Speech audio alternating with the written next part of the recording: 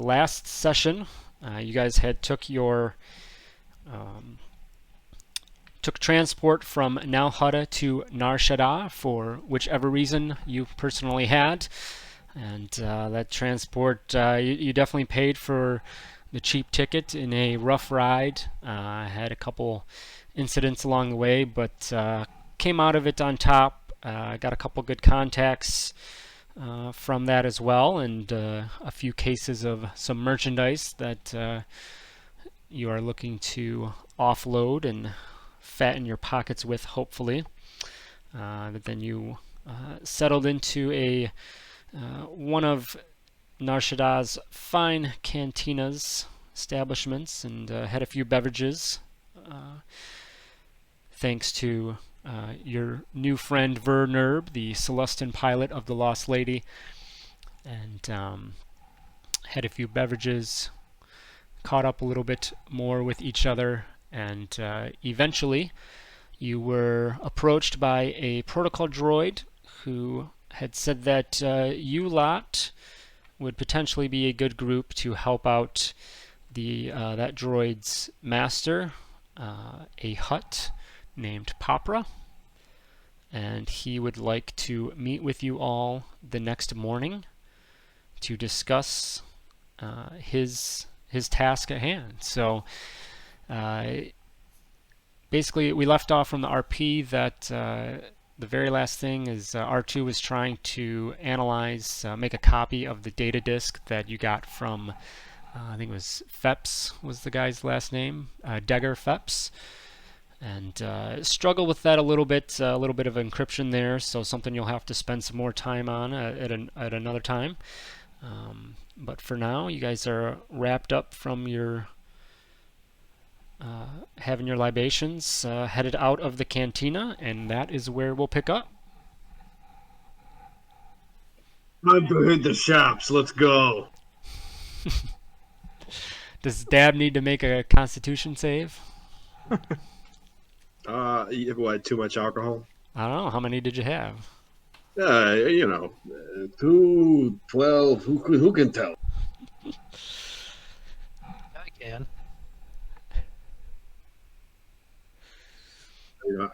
I'll roll con for fun if you want. See if we can get a good or bad roll out of the way off the start. Go for it. Hey, I'm drunk. Is that a con save, though? Yeah. Oh, wait. It's like a straight Constitution roll. Yeah. It's the same thing, though. Yeah, same thing either way. So, No. yeah, 6 is not good there. All right, so you guys are heading out of the cantina. Well, I'd love to get myself another blaster pistol. So, if we find any weapons merchants, that'd be good. What kind of pistol are you looking for, Cade? Yeah, we got some in the crate. He pulls out his other one, which is just a regular blaster pistol. Something like this. I have 2 lightsabers and one of these. I figure I might as well balance myself out. Take a look at the crate. I can't remember what all we had in there. Oh yeah, what did we get in there? That is all in the session notes, by the way. Yeah, we've got 3 light pistols.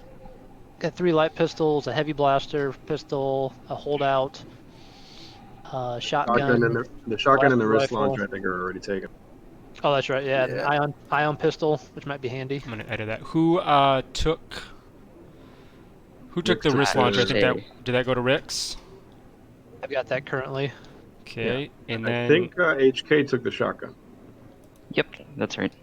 Okay. I'm looking at the heavy blaster pistol. I think that I'm not going to be able to use that. Oh no. Martial blaster, as long as you have martial blasters, you're okay? Yeah, well, no. Is it two-handed? It's not two-handed. No, it's just I only have... I guess, is this a blaster pistol? Because I was able to choose 1 weapon proficiency as my... No, rifle, which I believe is different, right? The heavy blaster pistol that one of the Trandoshans had. Oh, sorry, yeah, that one's not nicely laid out, so I'm looking over that. because I was able to pick one weapon proficiency from human, and I picked Okay, blaster so you- pistol. Oh, which is the standard? The one? It's the Yeah, I D6. think so. So I don't think that I can actually use that one because I don't have proficiency in any other ranged weapons except for blaster pistols. Heavy. Is there a? There's a. Okay, there's a blaster pistol and then it's heavy A pistol. heavy pistol. Yeah. Maybe I was looking at the Saga stat block and it just said heavy blaster pistol, but okay. I think Marshall, or They both are. Yeah. The human. What is it, Cade? It's from human. It's the. You get to pick one weapon proficiency. I took that to mean just like one single weapon. Mm-hmm. One weapon. So I picked blaster pistol. So I don't think the heavy pistol would apply. same thing. Yeah, I Picking, would like, say the, okay. Yeah, show one the skill, favor. one tool, and one weapon of your choice. Yeah. Okay. So yeah, specific to that. So just the shotgun and the wrist launcher we have currently Claimed. Yep. And the other things, if nobody else wants, then if you guys want, and those things are things you want to try and barter out to somebody, we can do that. Yeah. Yeah, It's, Certainly Along not with, attached Get to rid it. of the The Trandoshan stuff. Tech Blade.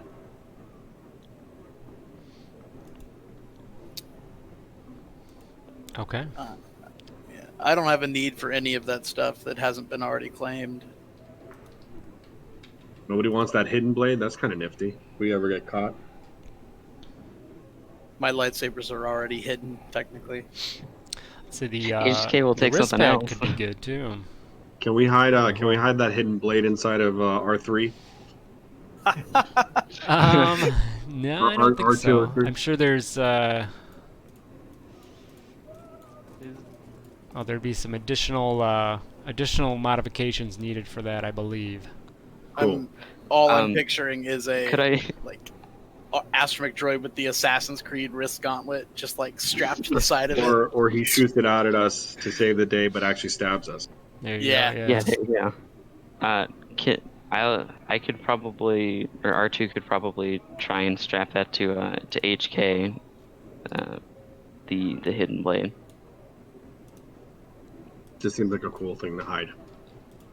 It does. So I'll take that, I guess. HK's gonna be a walking tank. I know. Right now, I mean- I'm just loading him up. So we hit the store. Is there any? I'm just trying to see. Okay. So- We'll figure out how that works. If there's anything additional that needs to be done for that, but Yeah. put your name on that then. On the And then hidden The blade. droids want to get rid of the the modified light pistol, which they don't know exactly how it is modified, but it sure is. And you said you're gonna keep that or you're gonna sell that? We're gonna sell it. Okay. All right. Based on I think Rix's analysis of that appraisal. Yeah. I'll tell you, it has a accuracy focus Mark 1 targeting mod. Very nice. Ooh, brand name. Now I think that actually What's brand name? The gun? Oh, I was the mod. the mod. I was making a dumb joke. Don't pay attention to me. That's not a dumb joke. This is a dumb joke. Is it a Sith and weapon? Instead of Smith and Wesson? Downtime. That was bad. Because we can see if you want, you could potentially remove the mod. So there's two things here. You could see about trying to remove the mod and then keep that and use that potentially later. Because you do have, I don't know what you chose, R2, for your premium chassis item. Tech focus or whatever, but Let's see, I'm looking for enhanced items.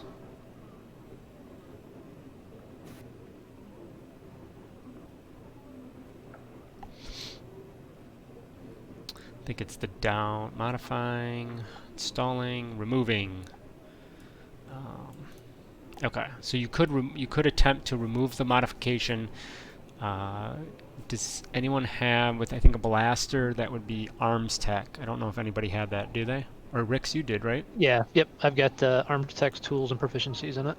Okay, so Rix could attempt to remove the modification, and then you would have that to use for whoever.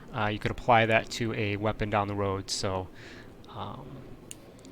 Just whatever, up to HK and R2, obviously, being the initial purchaser of that, but, to give you an idea of, because I think that's a standard mod. So you're looking at... plus one to attack, -1 to damage, I think. Yeah. So, I mean, the price range on it is going to be, 200 to 1,200 credits. So, alrighty. So, think on that if you want. You guys head out of the cantina out into the busy streets, even for the time of day or night, rather. You're on the edge of the Carillion sector here on Nar Shaddaa, one of the busier, flashier sectors, areas of the city planet, and lots of things going on. You can see the being on the edge and the fringes of this area, obviously the more rundown area of that. But if you head into town a little bit more, you're going to get maybe have a little bit more luck with finding a vendor or somebody you can trade off your goods and maybe pick up some other things as well that you need. As you guys do leave just as you leave the cantina, you do get a message from Vernerd, and he just says, hey guys, again, thank you very much for your help. Hopefully I can stick around longer next time, have some more drinks. By the way, I did reach out to a couple contacts, a couple of the palms that I grease, for allowing me to run that transport route between Nal Hutta and here, and just mentioned your guys' great work and heroics, and if they need some help, you guys would be the best. You'd definitely be worthy of being reached out to. But that being said, I would definitely do some research, or if you have any contacts that you can talk to about who you're going to be working with. Never a bad thing to do. Anyway, good luck. And that's basically his transmission, his message that he says to you guys. So you guys wander around. Anything? You just looking to try and sell these weapons? Is that the initial main goal? Yeah. Yeah, I think so. I need to find somebody besides the Rhodian we met If we're on the selling- ship. Yeah, if we're selling arms, obviously we would look for an arms place first, and then if not, a general goods. All right. I would assume Rix is going to be the best one to kind of know what to look for as you guys browse around, looking for somebody that can help out with that. Rix, do you have actually I think is it your background feature? There you go. I know you're itching to play that. Let's see if that comes up.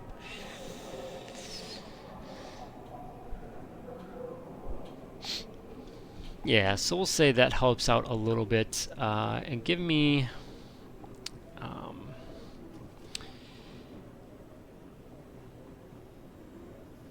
if either one, give me a check with advantage, either investigation or I'll let you use your arms tech tools. If one of those is better, your choice at advantage. Very nice. Okay. So you guys wander through the streets, as I said.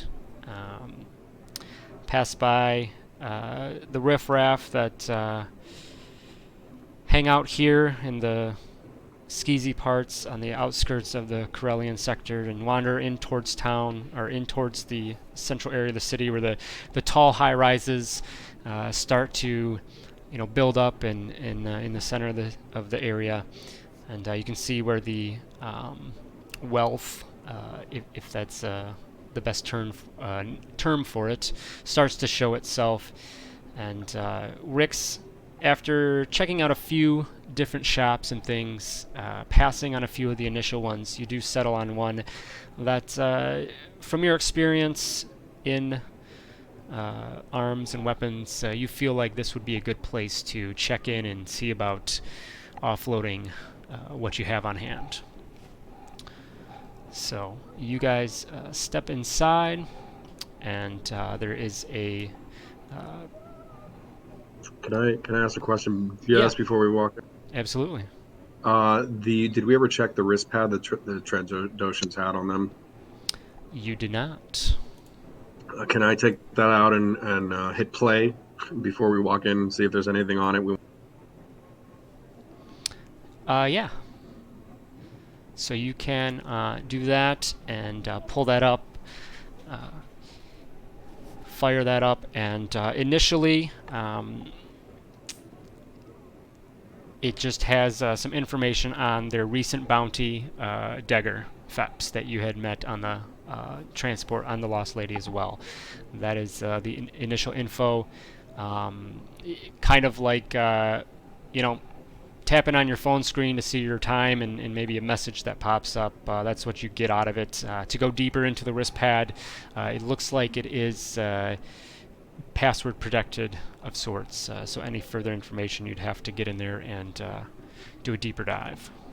So one of our techie people can try and hack it. They could, yes.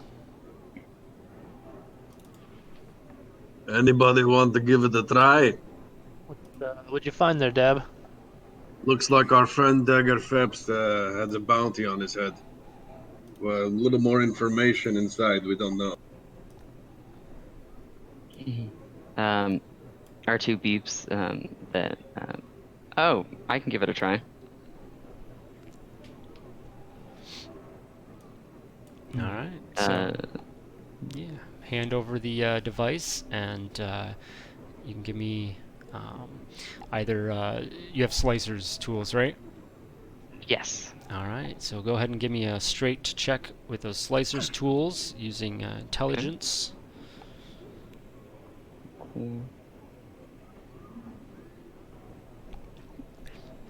Alrighty, that'll do.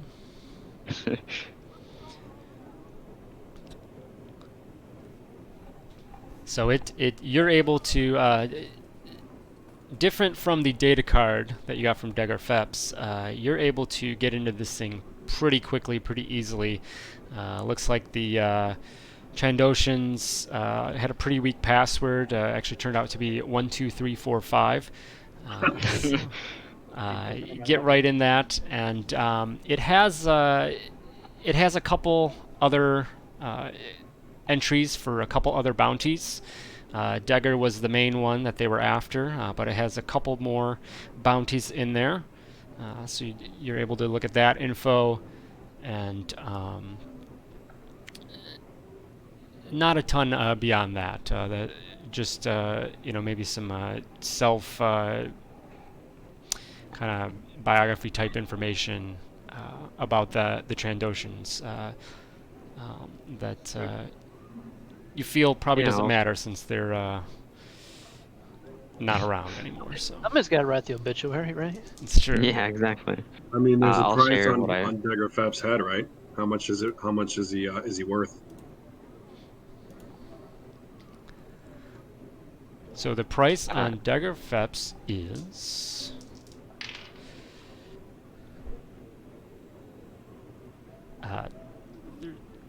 The Trandoshans were tracking them for 25,000 credits.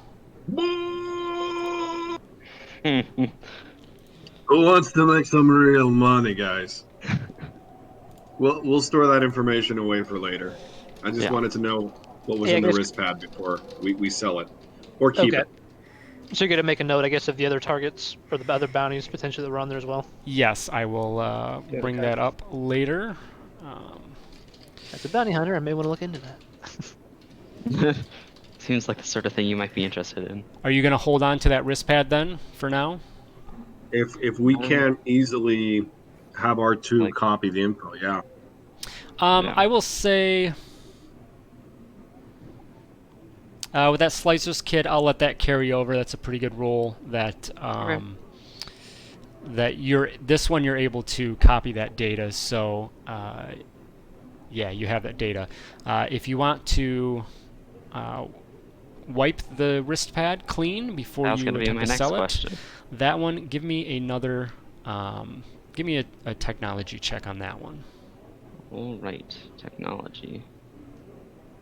That's 16. All right. Yep. So after a bit, it takes you a little bit longer to get into that system to be able to basically reformat that thing, but you're able to do so best that you believe, and looks pretty fresh and will probably more attractive to a potential buyer now. Awesome. Cool. I'll hand it back over. Neat. It'd be good to clear that before we handed it off. Mm-hmm. Don't want anyone coming after our new bounties, huh? Yeah. $25,000 can buy us a nice shiny new starship, guys. I don't know what Starship stores you've been browsing. I mean, I can make $25 buy us with my Toydarian abilities, buddy. You know, I actually don't doubt that. That's right. So we go into the store with our wiped wrist pad. Alrighty, so that you do have some other items. So you walk in, and there is a a scruffy-looking human in here, the type you would expect to be in these parts. Walk in. The shop has a little bell dinger on the door. Chimes as you walk in, and he's at the back of the shop behind a desk. There are cases lining the room. It's dark. It's got flickering fluorescent type lights up top with a yellowish hue, and you can almost hear the buzz of the lights. The rest of you, other than Rix, would probably maybe internally think to yourself, questioning Rick's assessment that this is going to be a good place to sell your weapons.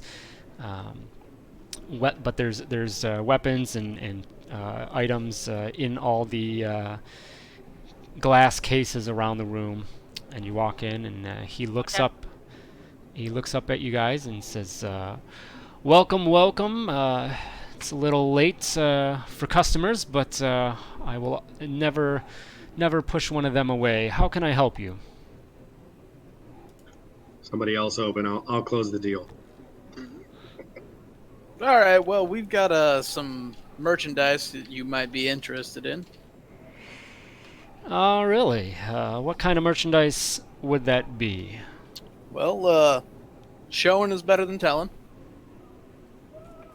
I'll gesture to the people carrying the stuff. I'm carrying your crap around. Well, I mean, I'll reach over and slowly lift up the lid to let him see that it has some weapons in there, and then let Cade continue. All right. You show him. There's two cases.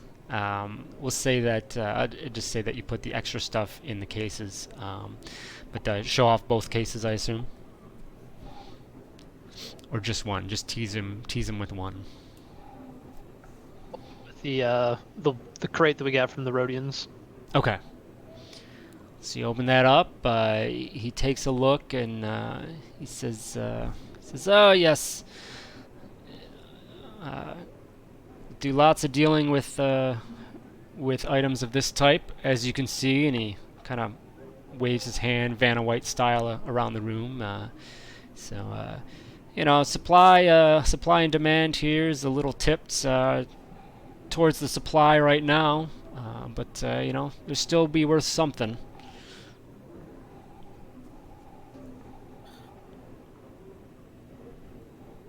All right. Well, let's see if we can't work ourselves out something. Now, some of these pieces are what do you call maybe enhanced. So might take a knowledgeable eye to know what you're getting here. Do you have a knowledgeable eye, sir? He kind of squints his eyes at you and just gives you a look that says, "Have you even looked around my shop? I don't just collect random things to sell them." And then, after shaking off that expression, he says, "Yes, I don't run one of the most successful shops here in the Corellian sector without having an eye for a good blaster." All right. I'll just give Dab the side eye. Feel free to jump in anytime. Let's get down to business, buddy. We don't want to waste your time. Come on. How much can you give us for all of this? So he goes through and looks at these things. You can see he's inspecting them. The weapons that were specific from the Rhodians. He's looking over and he's got a pretty favorable expression to all of that stuff. The stuff that's from the Trandoshans, not as positive of a reaction. As he looks that over and he says, "Well, this batch here," referring to the Rhodian items, he says, "these are all great shape. Looks like they haven't been fired much at all, if at all. So these can certainly go basically out to the shelf with a price tag, and that would be good to hear. This other batch over here, though, they've seen some use, so that's gonna, of course, depreciate their value. But if you're looking to offload all of this." That's right. All right, and how about taking anything with you? Yeah. Nobody. Yeah. We're not, you mean? Does he mean? Are we taking anything from his shop? Yes. I mean, we look around. Is there anything of any interest to any of us other than standard fare? Well, if you ask him. What do you have that's the long, the exotic, powerful, modified, not easy to come by variety? He says, "Well, we have a few items that might have a little more oomph to them, if that's your flavor, or if you're the technologically advanced type, we do have some modifications that might help that out. Just depends your flavor." Well, oomph is my flavor. As a matter of fact, it's all of our flavors. So tell us everything you've got along that flavor.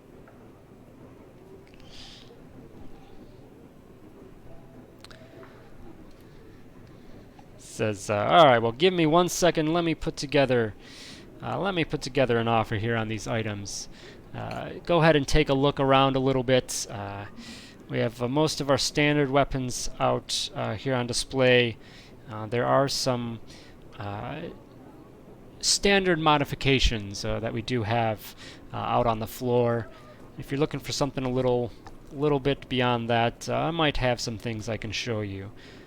Give me 1 quick second." So he turns and he's looking at all the equipment, going over that, crunching some numbers,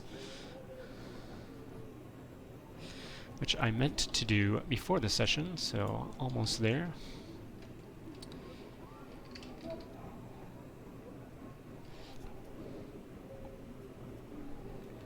But you guys see, as you guys do look around, you do see a decent offering selection of most of the standard rarity modifications.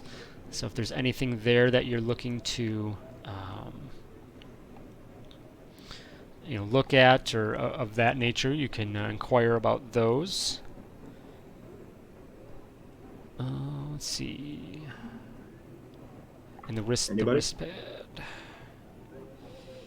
The droids look pretty content. Besides, actually, HK is going to go up to Rix with the modified light pistol and ask, is there any point in trying to get the modification off of this pistol, or is it better to just sell it?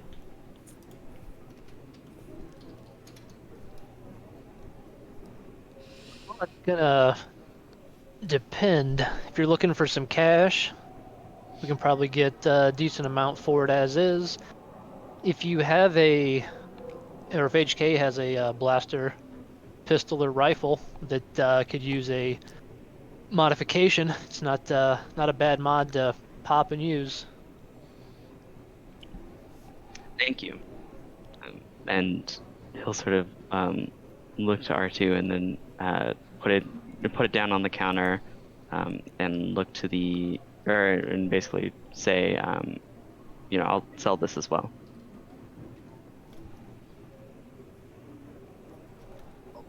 Flag down the attention of the shopkeeper. Said, hey, we've got another piece here that you think you'll be happy with. All right, so he looks like he's about wrapped up with what he was looking at, and he looks up as you bring that over, and right away you can tell that it catches his eye, and he says, you were just asking for something with a little more, a little more behind the wheel, and you want to turn this over? Yeah, me and my companion here in Emotion Star too, are looking for a little bit of cash right now. Understandable. So, you droids in a bad spot financially? Not that bad. It's been worse. Yeah, we get all sorts in here, so you never know. But Of course. that's fine. None of my business. I understand if you're just looking to fill those pockets. So certainly, let me take a look at this guy. And again, he looks this over. This was one of those Rhodian weapons, and he's definitely much more approving expression as he looks this over.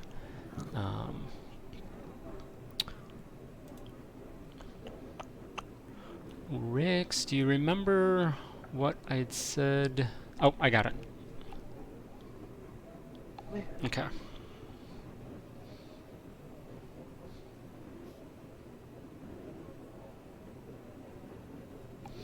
Alright, so punches some numbers, and he says, alright, so everything here, straight up,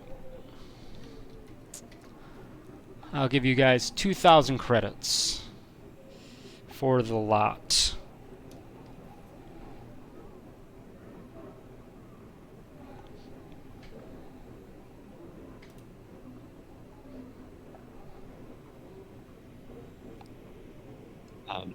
Sounds fine to me. What do you all think? So that's 2,000 credits, straight transfer. 2,000 credits. Yep, my hand to yours. What would you do as far as we called that store credit? That's still 2,000. Or you got to sweeten the pot a little bit. Oh, we could probably do that. Give me, Rix. Give me a persuasion check on that. All right. He says, yeah, certainly. I always appreciate continued business, and I do believe that if you guys patron my store, get your hands on some of these items, I'd imagine you'll come back. So if we can create that kind of a relationship, I'll give you. He sits there and thinks about it. 2,500.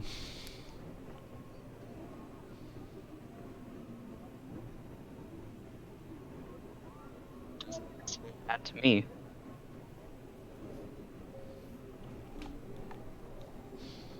Look at the rest of the group.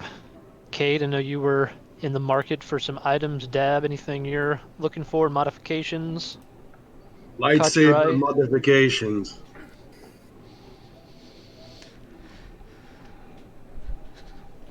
The I ask him if he has- the shopkeeper looks at you and says, "Oh, you very exotic weapons, eh?" Like I said, oomph, my favorite flavor. Yeah, we do not get many of those. We may have a few things. Those weapons generally of the Jedi or their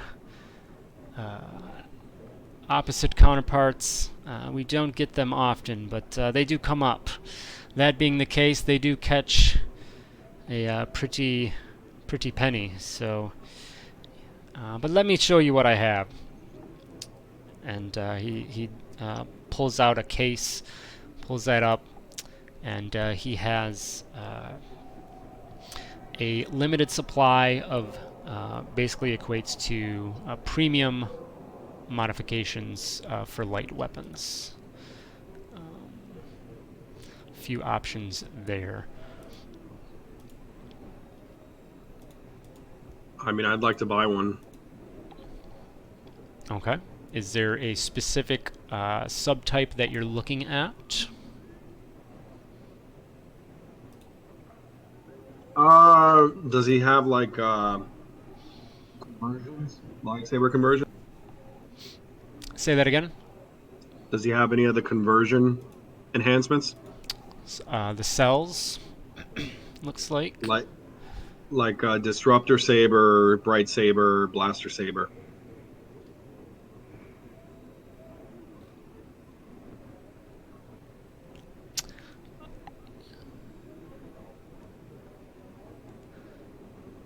Yeah, he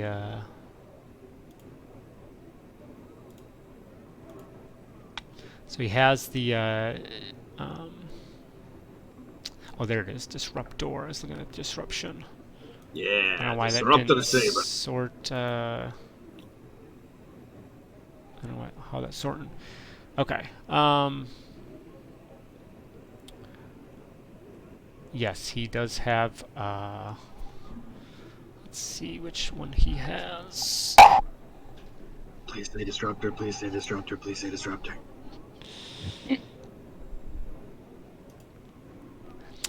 He has the blast saber conversion. Boo. Yeah, you know what? How much? I ask him. How much for this? It's not even real Beskar. What do you want for this piece of Looks that over. Check some notes. Says these I generally can get 3,000 credits for this modification. Sorry, not 3,000. 1,500 credits. I look at him and I say, that's not a bad price, but perhaps you can do better for the Cannonball of Tatooine. Maybe you've heard of me, Dab Powers, huh? I single-handedly won the war of Arboine for the Galactic Republic. Can I have? He just is eating up the story. A mixture of like, this guy's so full of it, but at the same time. It's amazing. So go ahead and give me a persuasion check with advantage. Oh, cool. And then can I use my Toydarian haggling ability? Sure, if you want to post that. What's that do? If you have it in. Yeah. It just allows me to have expertise. So double my proficiency. Okay, so yeah, if you want to just roll that twice, and then we'll just add your proficiency after the fact, which is 3 for you guys right now, right? Yeah.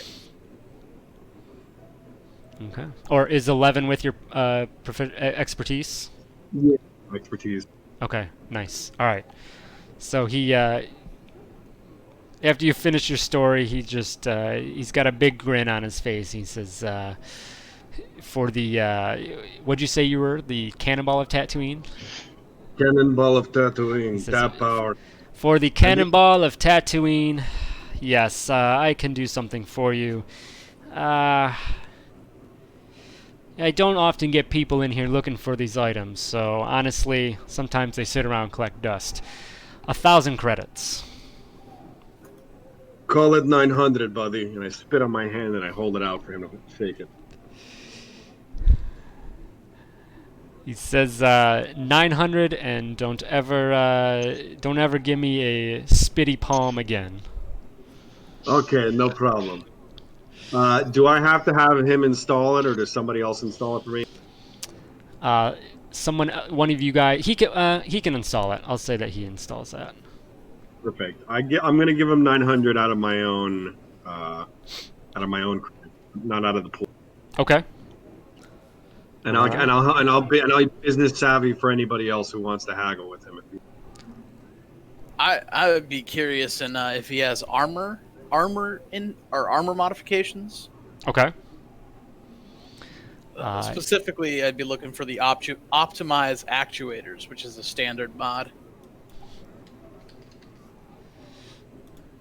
So you ask him about that, and he initially, when you're asking about the armor modifications, he doesn't look like he's going to have any good news, but something basic like that, he says, yes, we do have a few of those. Generally, we're just dealing with the arms and weapons here, but we occasionally get some of that stuff that people are trying to pawn off or sell, so we get a few people asking for that. Yeah, let me see what we can do on that. So he goes through and punches some numbers, and he's gonna say this one again. It's a bit rare. 1,200 credits for that item. What if I got a blaster pistol and a couple power cells on top of that? Would you give me a discount for the bulk of them? I can probably do that.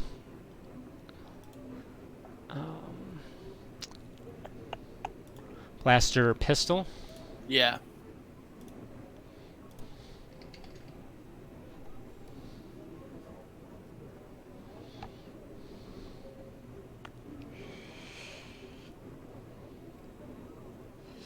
Says 1,500 credits for the lot.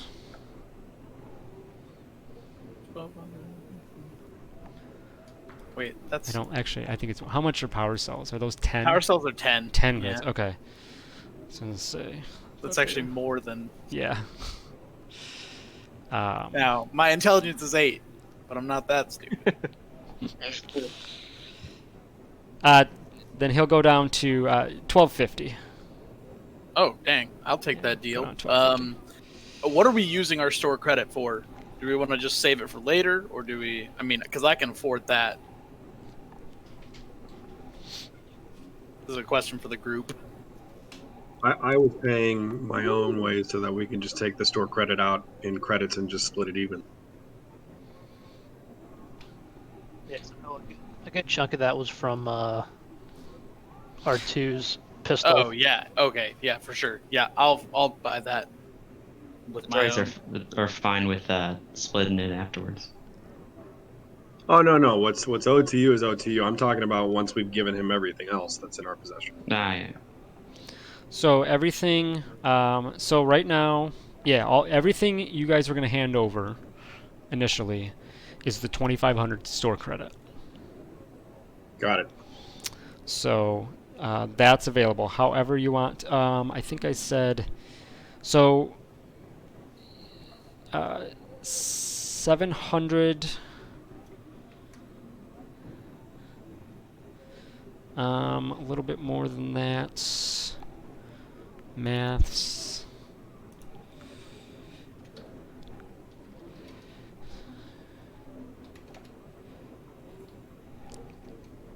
Nope. About 800 credits of that or so would be to R2 for that one weapon if you guys are looking at it that way.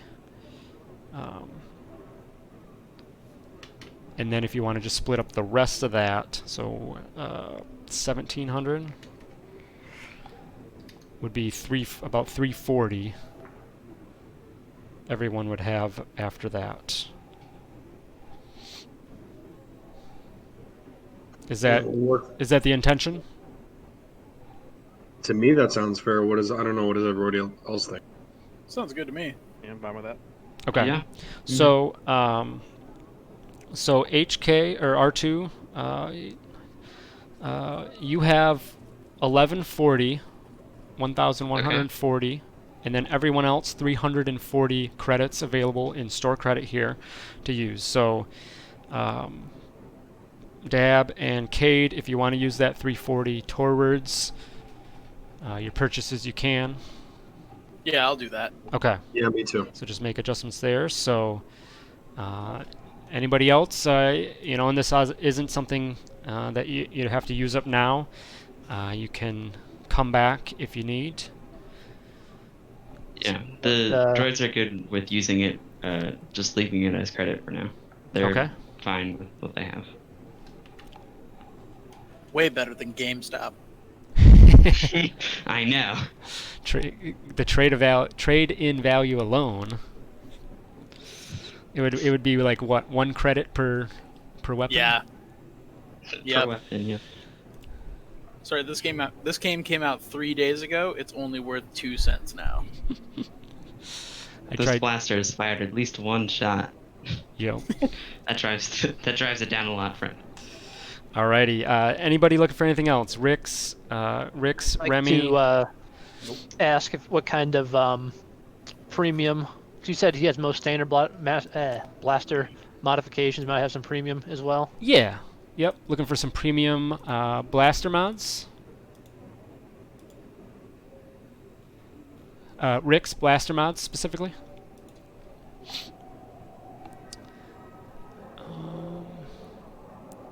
So yeah, he's got a good selection there. Is there anything specifically that you'd be interested in that that realm?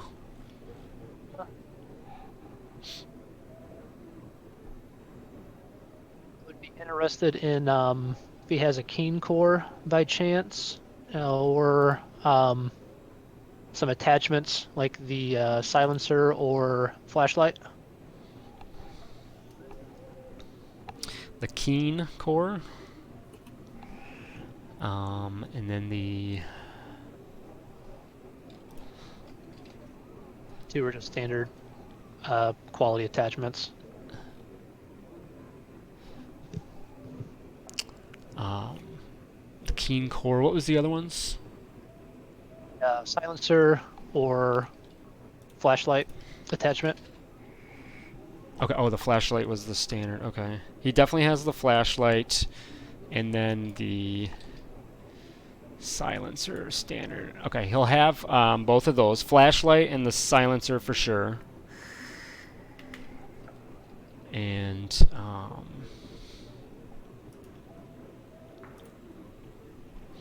so the silencer is going to be 8. He says he's got 800 on that, and the flashlight is 400. And then he digs around. He does have the keen core. And that is going to be...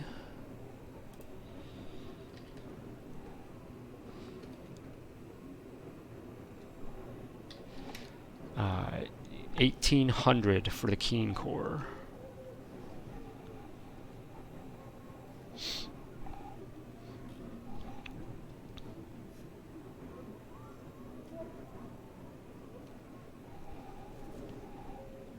Right. You picking all those up, or Math real quick. what's that? I'm just doing some math real quick to see what Okay, that was total. all good. I've got 12. Looks like 3,000, I think. 1,800 and then 400 and 800. Yeah, where's that one at?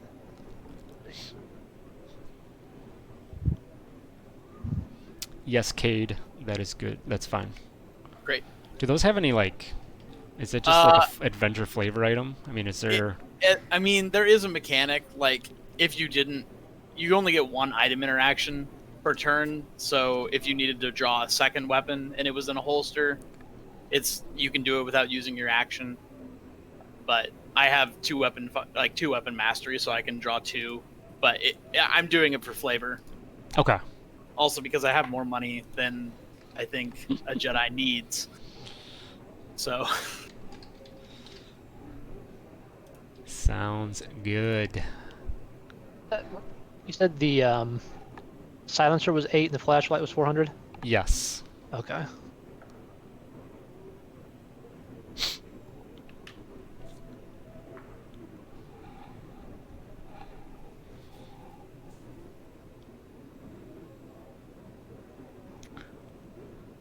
Remy, you said you were all set?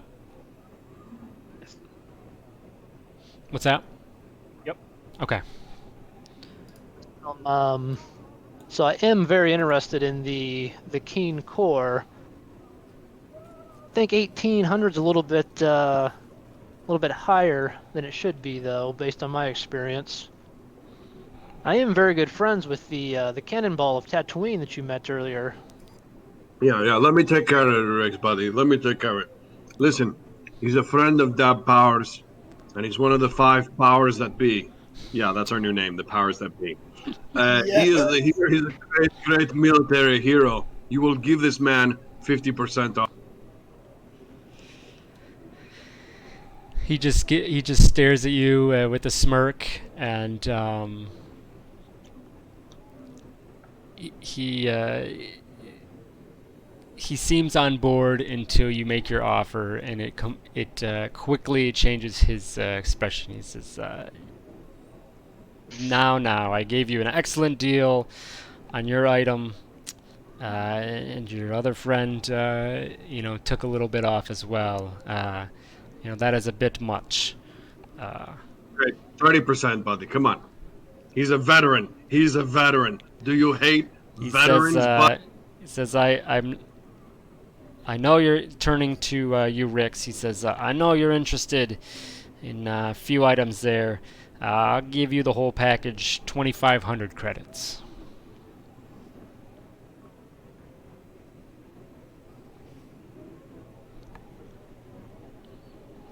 I had 2,500 credits.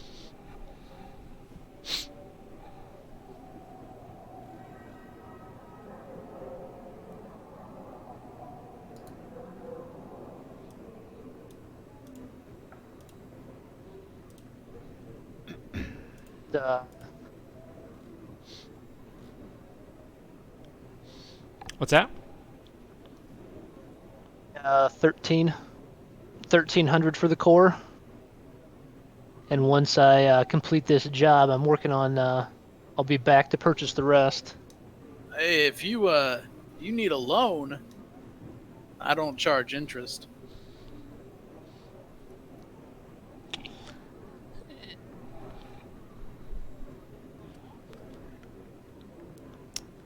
He give me a persuasion check, Rix, real quick, on your offer to him. All right. Yeah, thinks it over. Says, it's gonna be a package deal. The King Said Core two- on its own. Said 2,500 total. 2,500 for the deal. Said, but it sounds like your friend might be able to help you out. How much you need?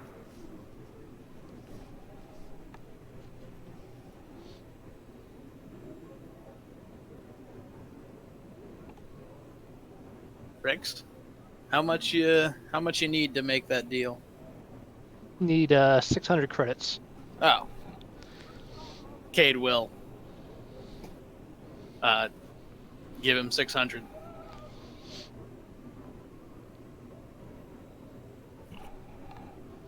All right. So then I'll use my 340 store credit Okay. plus the 600 and everything else, and purchase those for 2,500 total.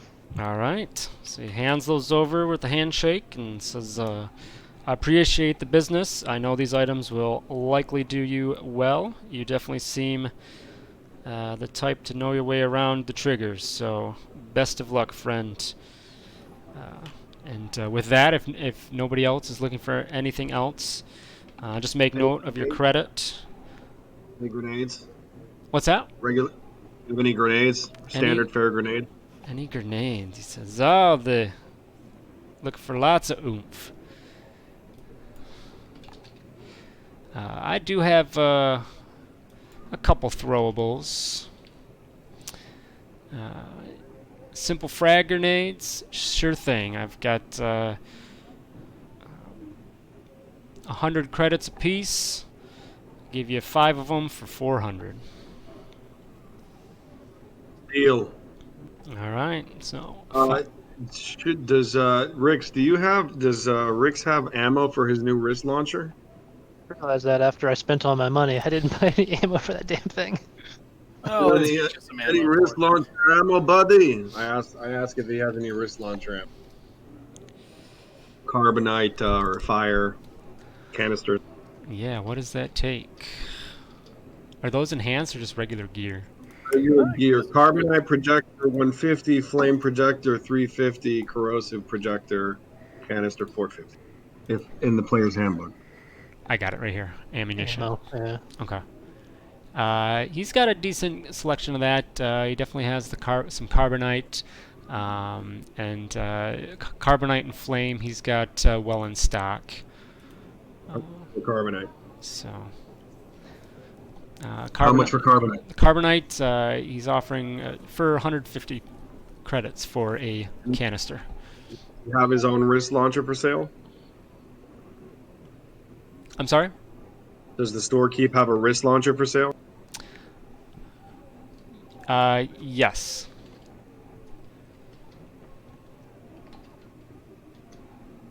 $450, I'm guessing, from the player's handbook. I'm trying to find that too. I don't see that. Is that regular? Oh, because I'm in gear. Yes, just straight up price is the initial. Be the initial price. $450. That's what it is. All right, I'm gonna buy a wrist launcher for myself, and I'm gonna buy a projector canister for me, and a projector canister for Rix, and a flame canister for myself, and a flame canister for. Okay. I'll chip in. I'll chip in 200 for those grenades as well. Your money's no good here, buddy. I got it burning a hole in my pocket. I don't have anything else to do with it. All right, do you want some of the grenades? I mean, I don't need them. But I Why don't- figure in why don't we- Cade's why don't we- mind. Why don't we each take a grenade just in case? All right. I do chip in the 200 that I offered. Cool. So I'll hand a So you've grenade got to Cade, 14. one to HK, one to. No, keep the grenades. I've already got a couple. It's coming packed. 1450 for that last. Well, not including the grenades. The grenades was 400, so 1850 is that final total. Got it. So, alrighty. Anything else? That's it for me. I'm sorry. No, it's fine. So, thank you, my friend. Does he happen to have a breaching charge? Yeah. Breaching charge, huh?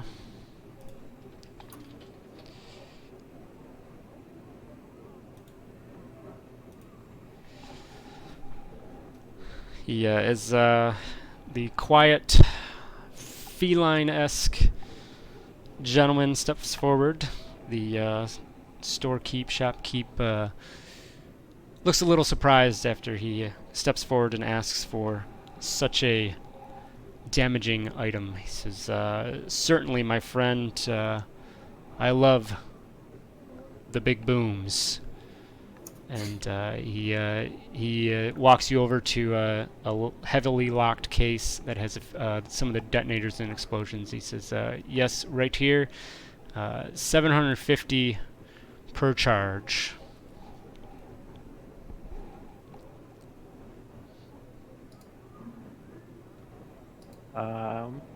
Ask him, or how much did we get from credit? 340. So it'd be about 400 left over.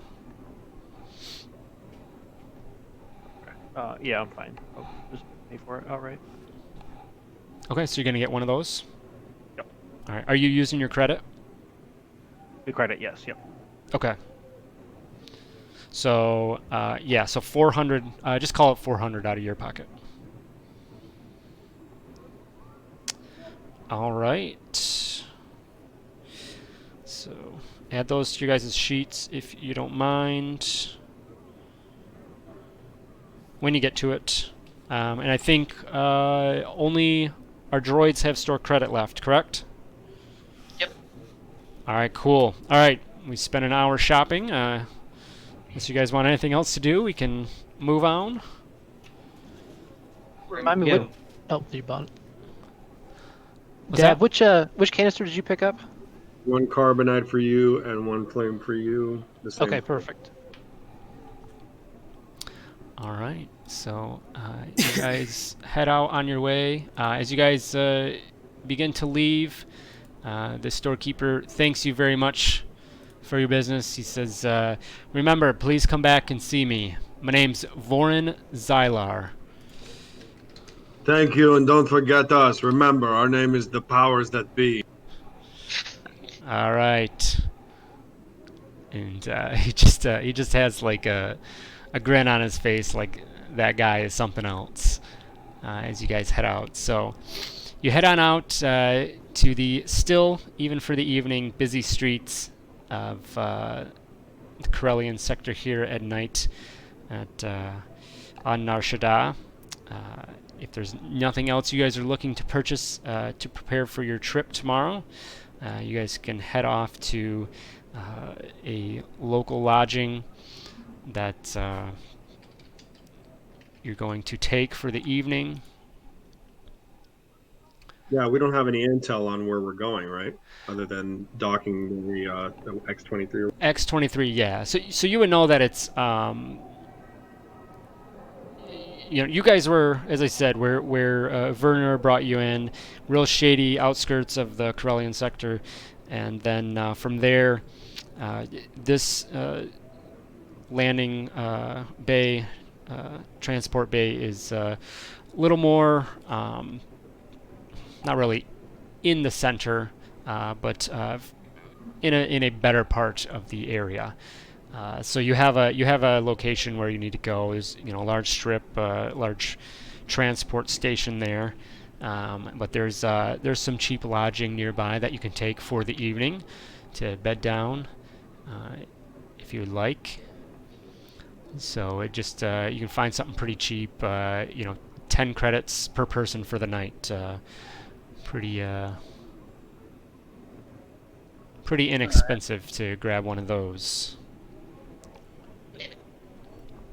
Anything else you'd like to do before the morning?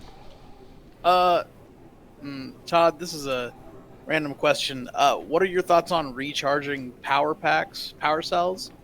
I know we did that in our play-by-post game, but it's not actually a rule. So I actually in I was going to say that purchasing the power cells, like I'm going to hand wave that, but you just have to keep track of shots and reloading. Oh, So, okay.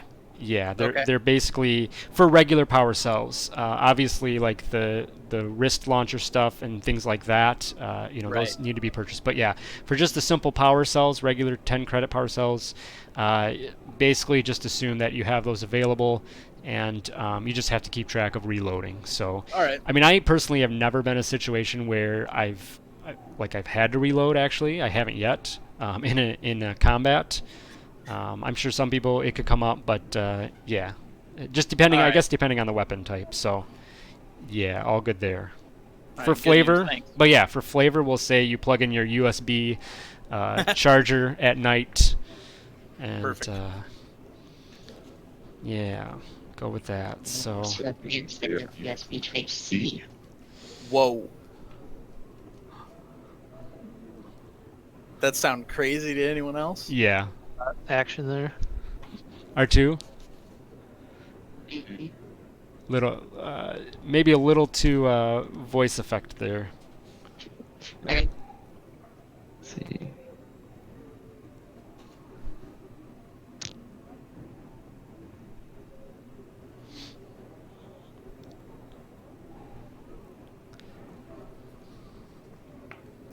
I know that Remy, you had mentioned one of your features a little bit, and actually, that would have been a good opportunity for you to use that in the shop there. Should have reminded me.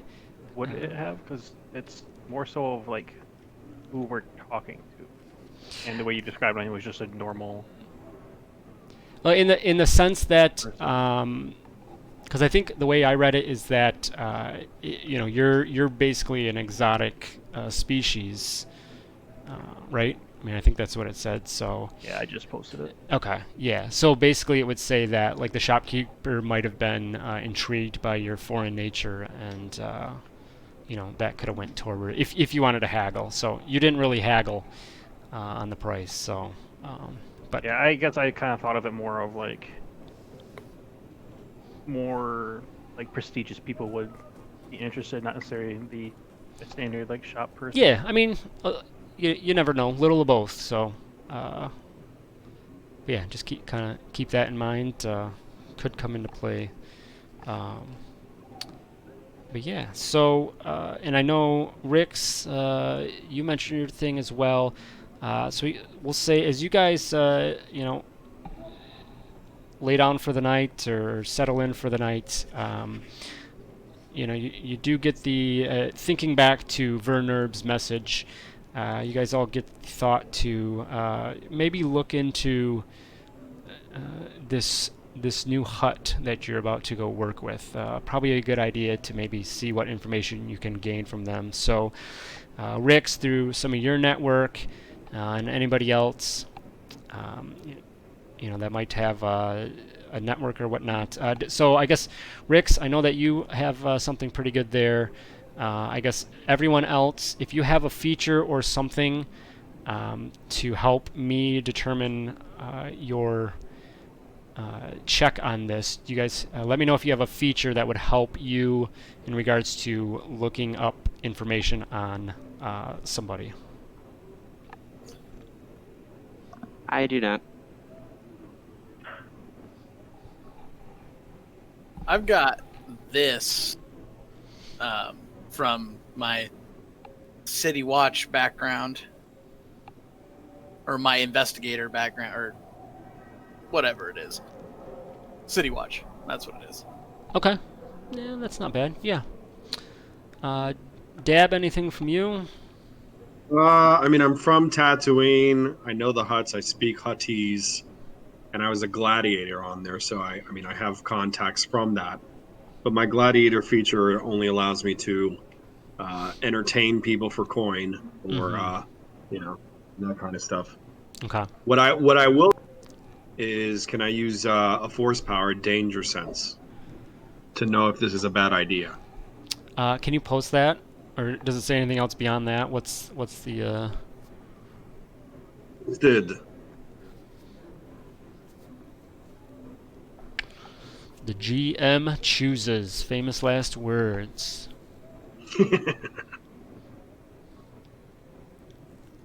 But we like Todd. We know Todd's a good GM.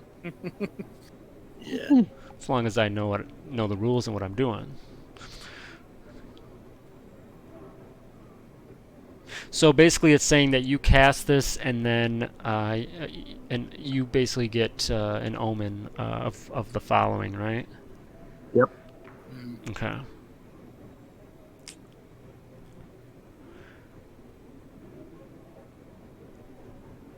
All right. So Dab settles into his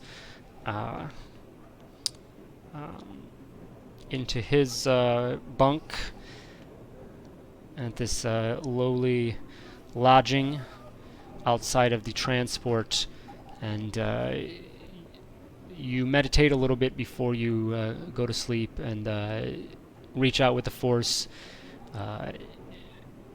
trying to ask the powers that be this quest you're about to take, what if they can help you out with that. And after a bit of time, they do reach back out to you, and you do get something.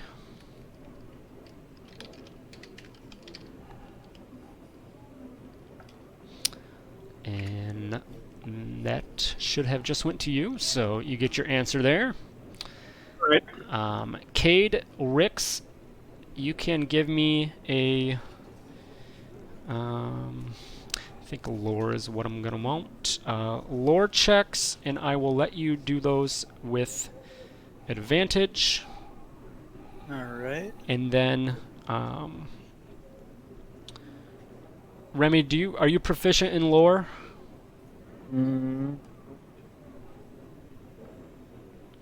Yeah. Oof! Wow. No, I'm not. Okay, and then R2 and HK, are you proficient in lore? That's going to be a negative, Ghost Rider. Okay.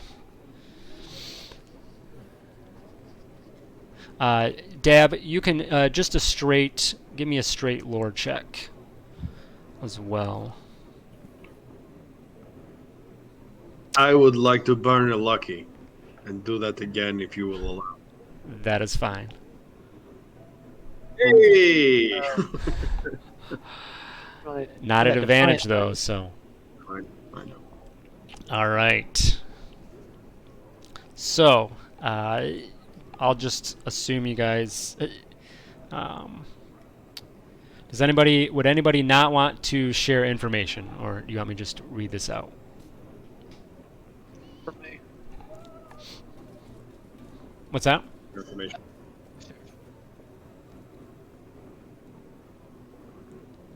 Yeah, just read it out.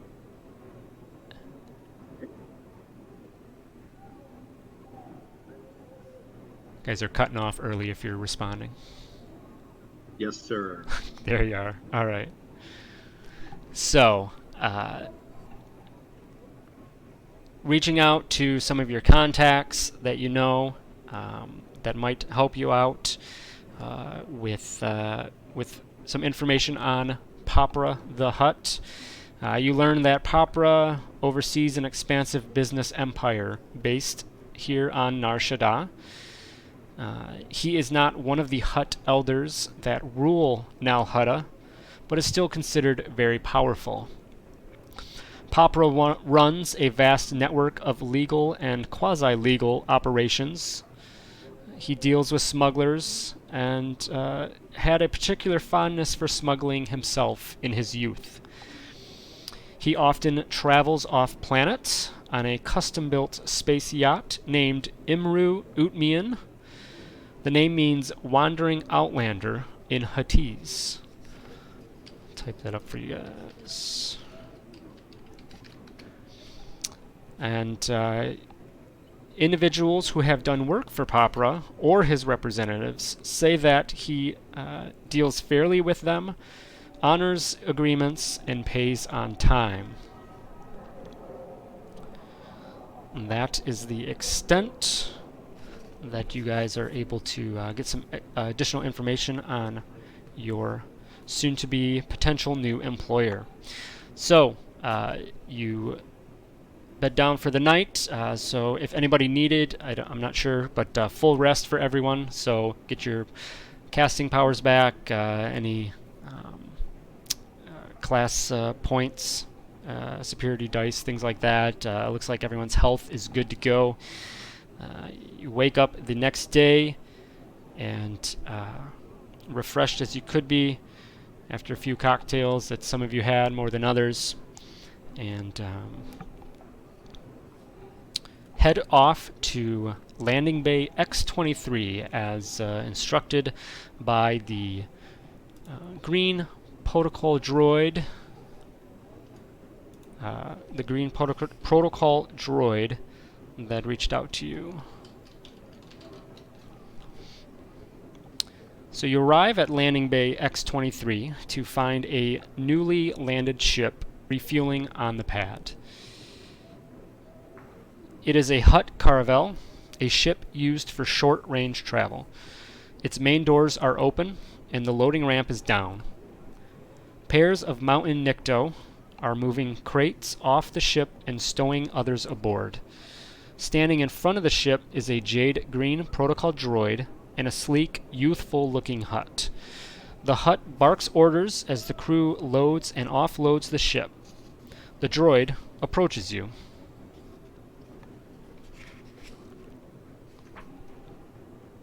Is this H3? Yes, it looks to be H3. Good morning. It heads over and greets you all, says, "Good morning, friends. I'm glad that you have decided to come speak with Papa the Hutt. May his eyes always be bright and cognate." And as he kind of ushers you over towards the ship, those that can speak understand Huttese, Rix, and I know Dab, you can as well, right? Also Cade. All right. So you guys hear, you see the Hutt, the other Hutt that is there, and he looks over at you guys, gives a sharp glance, and barks something out to the droid. And those that can understand Huttese would know him to say, "Get them aboard.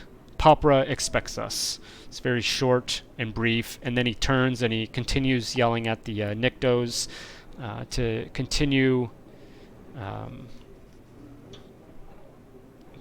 loading the other cargo and things that need to get up there. So you guys head aboard this small shuttle. And the droid and then this other Hutt comes aboard, and eventually the ship takes off and begins to head off planet. Once you're in the air off the surface and begin heading to your destination, the Hutt seems like he relaxes a little bit, comes over and introduces himself. He says, always initially translating through through the droid counterpart. He says, "I'm Vago. Welcome. I understand you are on your way to see Palpra?" That is correct. This droid sought us out yesterday and said Papra had an urgent matter and willing to compensate us handsomely if we assisted. Yes, yes. I don't know many details. I just know that you're coming along to meet with Papra. We are on our way to Papra's ship, Imru Utmian, which is currently sitting in orbit above Nar Shaddaa. We should be there very shortly.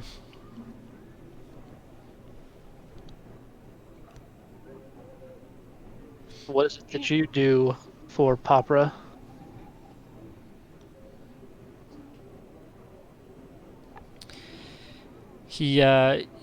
he says, I manage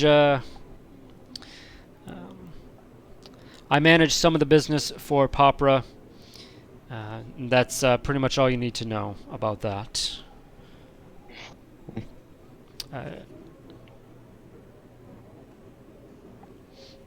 He does add to that. He says, I am a member of Papra's household, but I am not one of his children. You will likely meet them once we get to the Imru.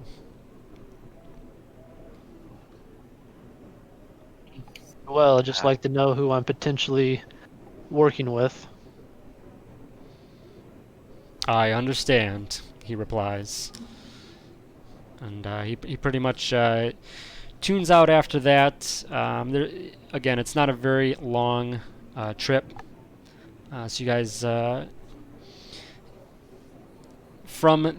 as you approach to the Ubrikian space yacht, you're afforded a view of the ship as you approach. You see a very sleek-looking vessel, polished chrome. Looks a little bit like a dagger type shape. And the caravel that you're in moors alongside the space yacht, and the airlock connection hooks up, and the doors open up, and Vago takes the lead, motioning for you to follow. Behind you, H3PO brings up the rear. As soon as you guys all head off the ship, there is a flurry of motion as the Mountain Nikto begin to unload the cargo.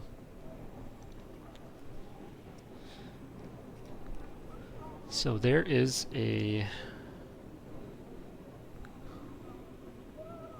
shared document here. Is there anything like out of the ordinary in the cargo from what we can sort of see? Give me a perception check on that. Okay. Let's see.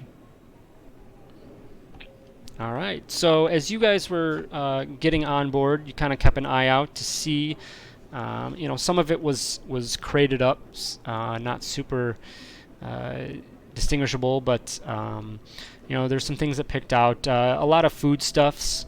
Some of it looked exotic just by some of the markings and labels.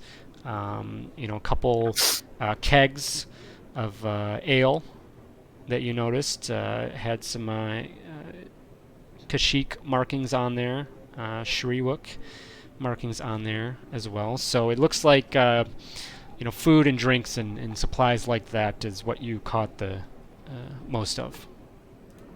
Okay, cool.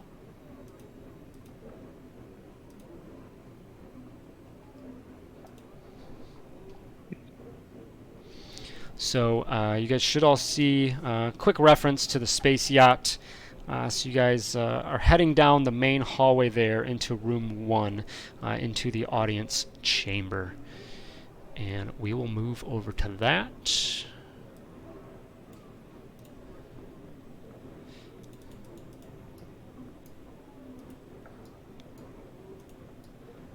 So at the bottom of the map, you guys head down a broad hallway to the audience chamber. And Vago, on the way, informs you, always through H3PO, that you guys should all consider it an honor that Papra himself is wishing to speak with you. Papra's name is legendary. Vago continues and professes that Papra seems to have supernatural instincts and learned not to... and Vago learned not to second-guess his decisions. But you can tell that he's a little skeptical of you guys all being here, especially directly and one-on-one. The interior of the ship, it's finely furnished, doorways carved from rare wood, art objects from a dozen different worlds enshrined in small, tastefully lit alcoves as you wander down the hallway. Vago points out a few things here and there on the way. There's a statue carved of a single pure emeraldite crystal presented to Mighty Popra to commemorate the successful birth of his second child, Mika. And then another object, there's a text as an original manuscript from the BIM poet Halathan, given to Wise Popra by that document's previous owner. So you reach the door to the audience chamber, and Vago steps to one side of the heavy door and motions you onward. The door opens before the Hutt can hit the switch, and a huge, broad-shouldered Wookiee storms through. So Wookiee rushes through almost past you guys. It goes through and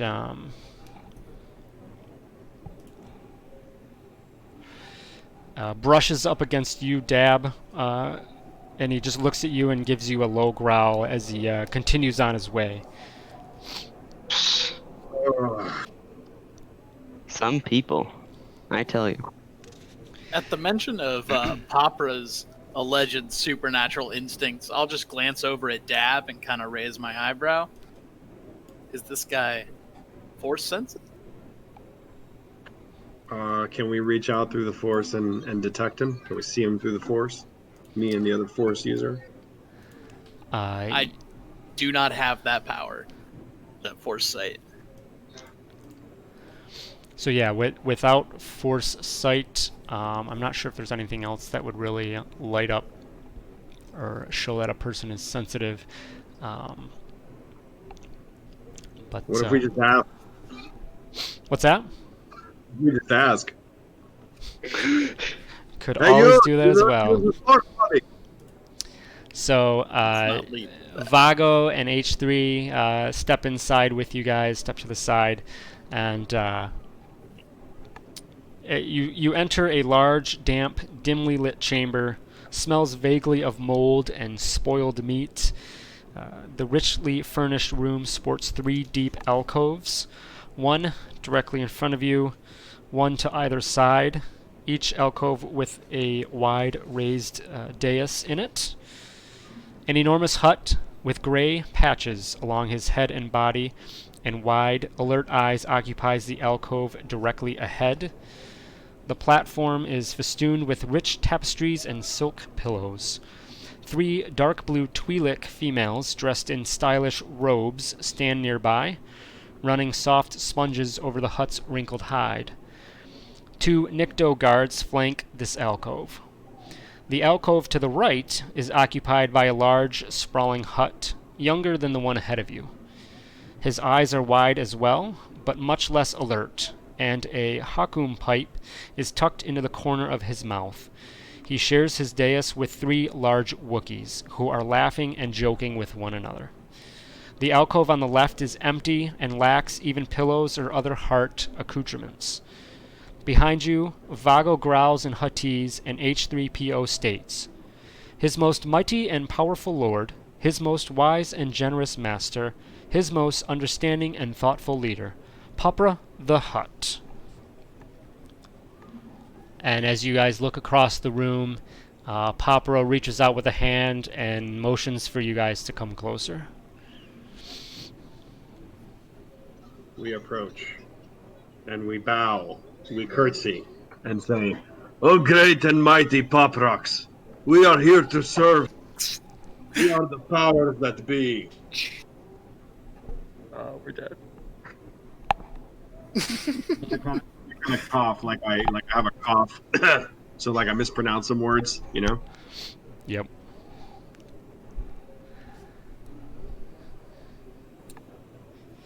He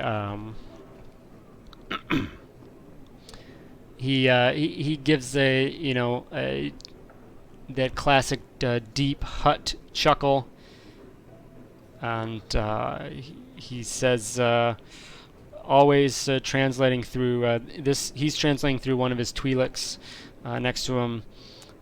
He just says, "Welcome. I appreciate you all coming to my call.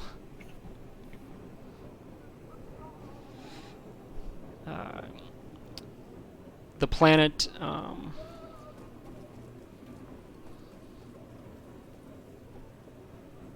Sorry, finding my space.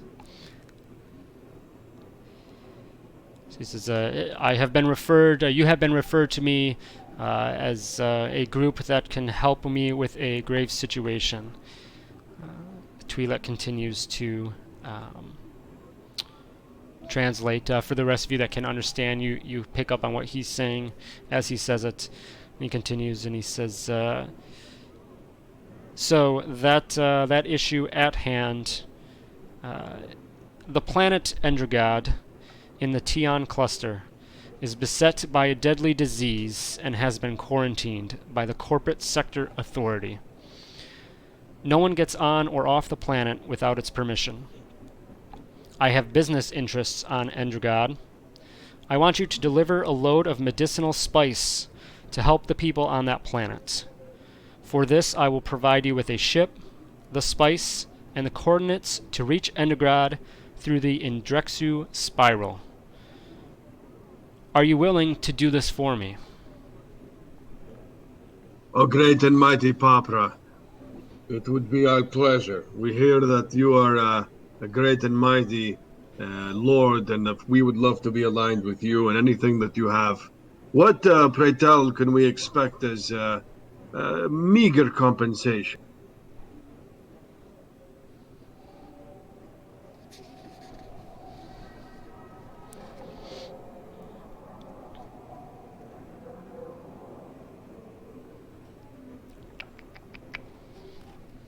$1,000,000 credits? That sounds good, buddy. 3 million, yeah. Where the hell is that at? I know it's in here.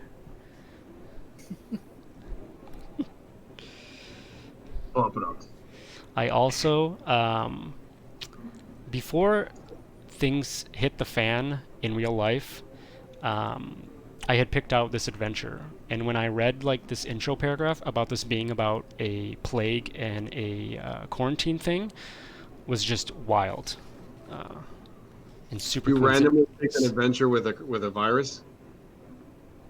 With the quarantine aspect, yes. Wonderful. Yeah, I read it and I was like, that's nuts, but that's yeah, how You appropriate. predicted the future. There it is. Where the hell is this at? You should have picked an adventure where we all get millions of credits. Everybody stands 6 squares apart. Yes.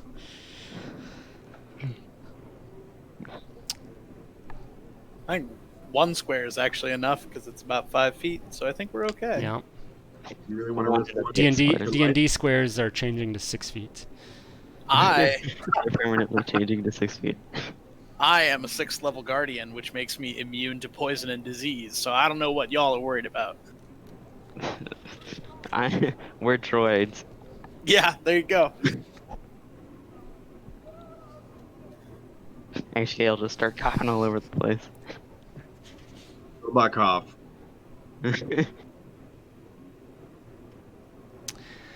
He says that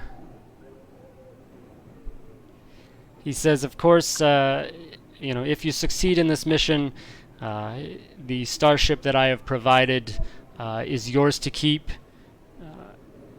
We have outfitted that thing with many special upgrades. I think it'll be a fine vessel that you guys can earn, and depending on the level of performance on the job at hand, there of course will be a handsome token payment. Starship, huh? Very good. I look at my friends. We want a starship, right? Yeah, I'd like one. If I never have to set foot on a barge like the Lost Lady, like we did yesterday, it will be totally worth it. Yeah, did we find out what kind of ship this is? What kind of ship it is? Yeah. You can ask. What sort of vessel is the ship? So Vago looks and he appreciates your eagerness, and he kind of puts his hand up and says, "All in time." Translated through the Twi'leks, he says, "Of course, there is more to this task. Were it something as simple as delivering spice, I would hire any tug captain to do it. There is another matter on Endrogod I need addressed. I have 2 children. Xanos, here, is my eldest." And he points over to the alcove where the Hutt and the Wookiees are. And Xanos, just kind of being a little belligerent, lets out a belch, and the other Wookiees holler and hoot, and then Papra continues. "My youngest child, Mika, is on Endrogod, taking care of clan business. Since the quarantine was imposed and the blockade put in place, there has been no word from him. The corporate sector authority has been less than forthcoming with information, and it is not interested in the problems of a concerned parent. I want you to land on Endrogod and find Mika. He is young and impulsive. I worry for his well-being. Can I trust you with this additional delicate matter?" Your family is ours. You're in luck, Papra. Tracking down people is one of my specialties. That- HK says, "I would be honored." He shakes his head in approval at your acceptance.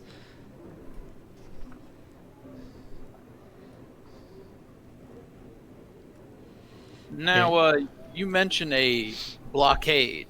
This is in place for all travel going in and out of. Completely lost the name of the planet. Endrogod. Endrogod.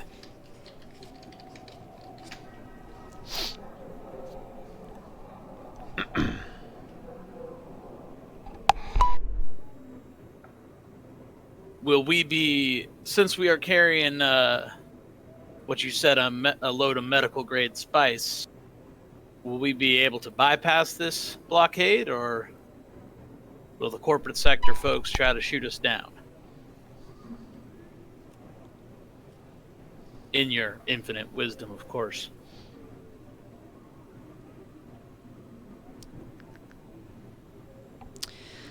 He says that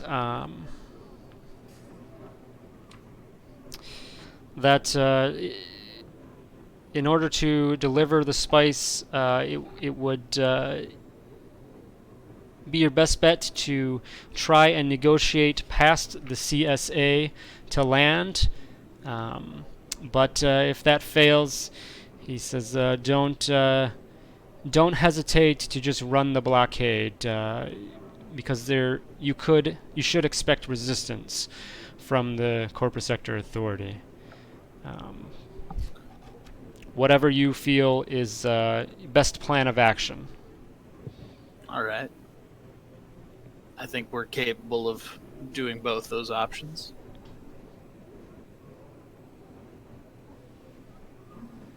Tell us more about this quarantine and why it's in place for the planet. Oh boy, here we go.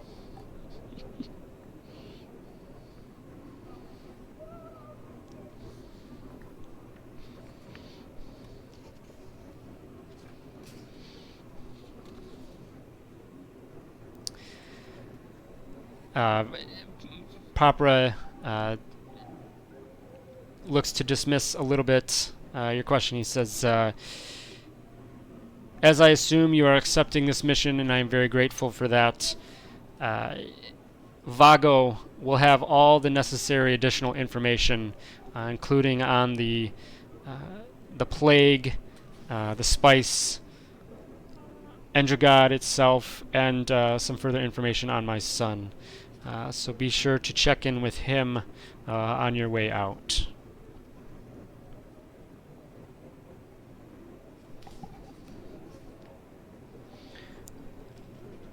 Understood. Well,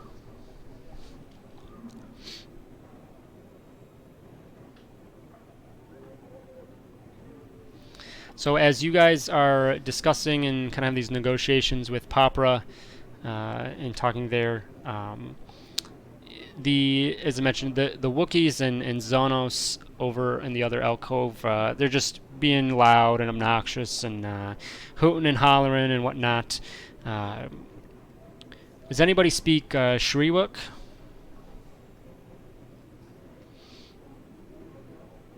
Not Seems me. like no. Nope. All right. So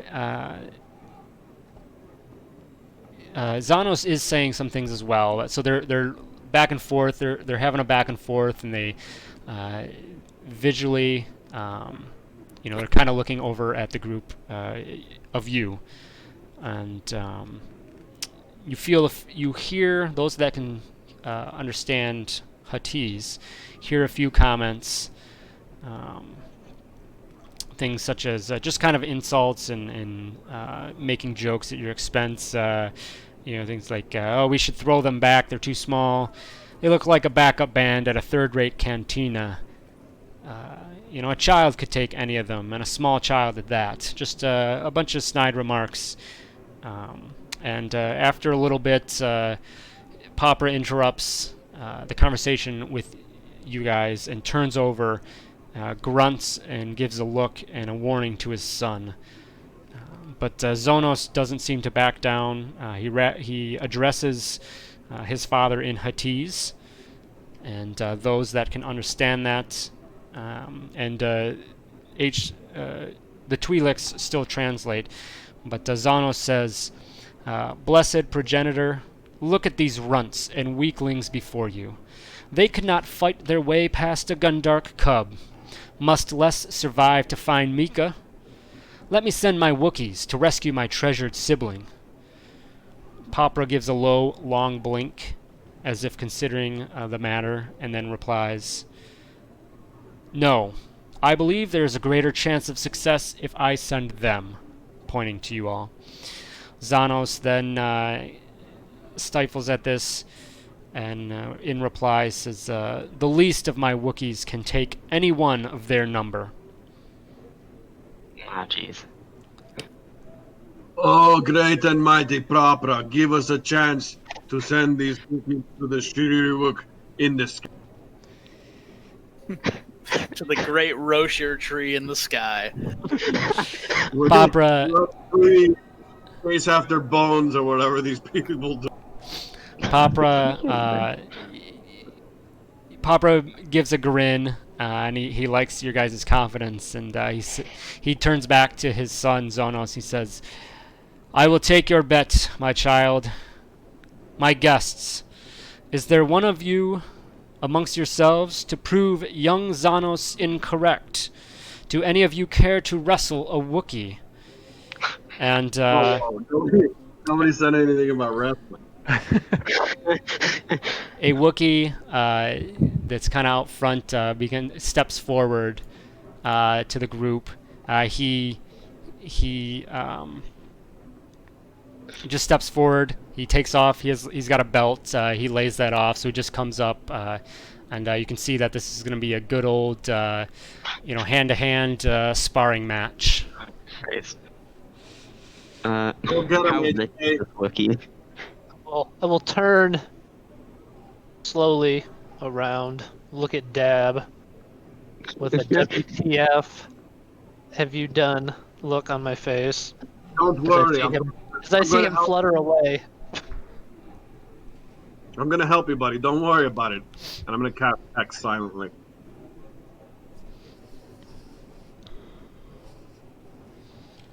Yeah, I guess, what the hell?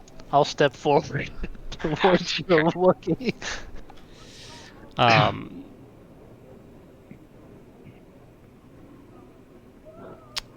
This is unarmed combat.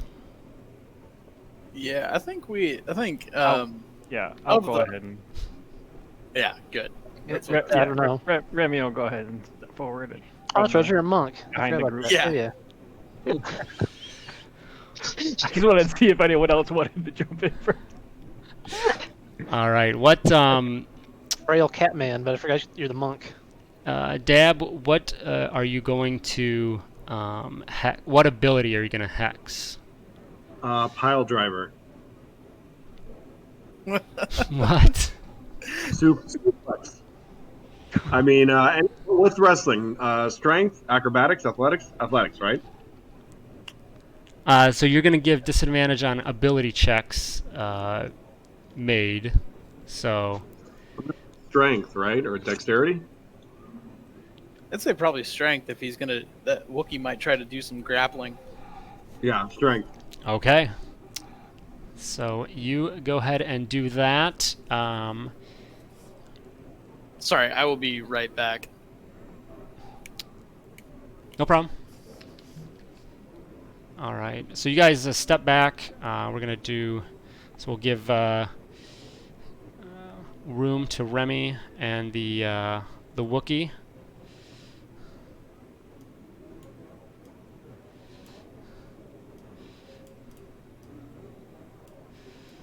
So you step out there, and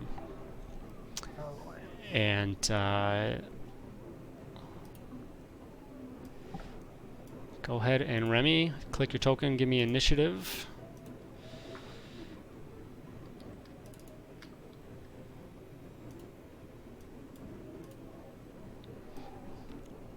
Bad timing. Yeah. Very nice.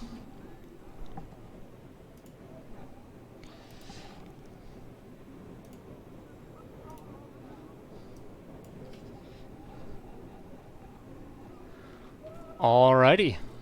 So you guys step together in the center of the room. Everyone in the room looking on, very intrigued. You see that the rest of you guys, you see that Zonos is looks like he's taking bets with his Wookiees, and he catches some of your eyes and gives you a look of, do you want in on this? Some bets. Hell yeah. So as you head over, 1,000 credits on the Wookiee. he says no, too much. He says I'll take a bet, 100 credits, but I'll give you 3-to-1 odds against the Wookiee. I'll bet on my boy Remy. Remy Martin. All right. Anybody else? Yeah, RT will put down 100 credits on Remy, Okay. I bet and then 500 on myself. he'll beep at ready at Remy. This is my last 100 credits, so you know.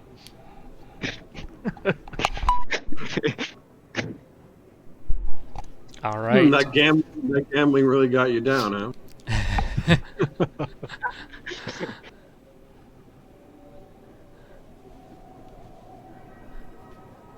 Are you using that, Dab?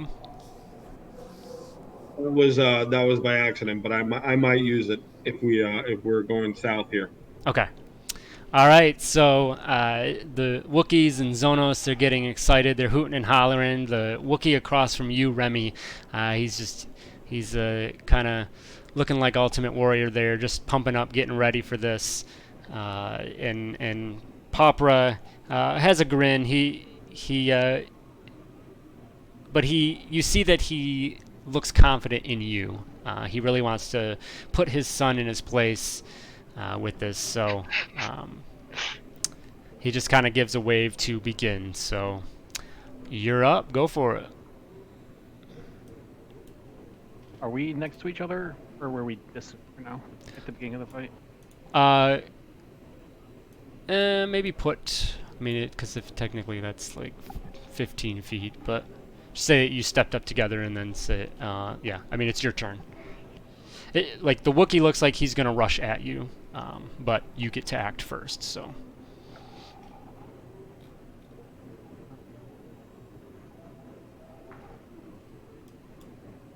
I'll just do a normal run, dash up to him, and go ahead and make the first strike. And I'll use my unarmed strikes.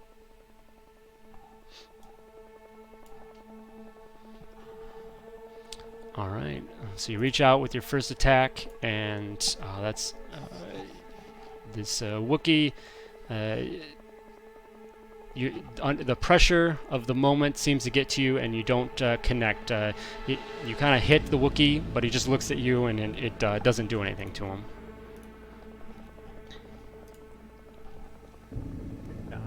Then my secondary attack for my passive. That's going to be your extra attack, right? For the second one.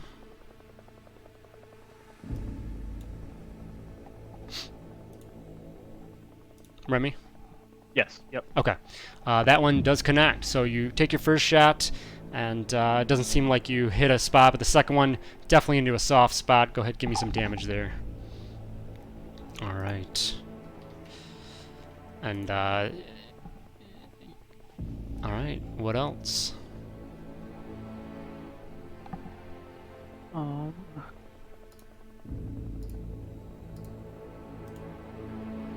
go ahead and send a focus point to use my patient defense.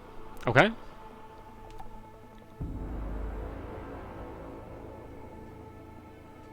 And I will end my turn. All right. The Wookiee's turn. I just received one of your punches. You getting off the first punch. The other Wookiees are giving him a lot of crap for that. You know, they're definitely razzing him. So he is going to swipe out with a big furry paw. And that should surely hit a 23 for 7 points of kinetic damage. And then he's going to make a... What's up? Did you factor in the dodge action? Oh, I did not. Is that... Sorry. Disadvantage, right? Or It what's doesn't say, but I believe it is. Yeah, dodge. When you take the dodge action, any attack roll made against you has disadvantage if you can see the attacker. Okay. Attacker. Yeah. Yep. Okay, sorry. Let me roll that again, and... he crit on the second one, so... Well. Yeah. So, it's not a crit because it's disadvantaged, but... So still 7 damage on the first one, Remy. And he gets a second attack, and he's going to take a swipe at you. Again, this one will be disadvantage as well. And unfortunately, that one will miss. So he reaches out, and it looks like he's kind of gonna swipe at you and almost try to pull you in with a grapple, but he mistimes that and misses. So lets out a growl in frustration. Your turn. I'll throw out another strike. Nice. Very nice. Roll me some damage. All right. And then the follow-up attack. Very nice.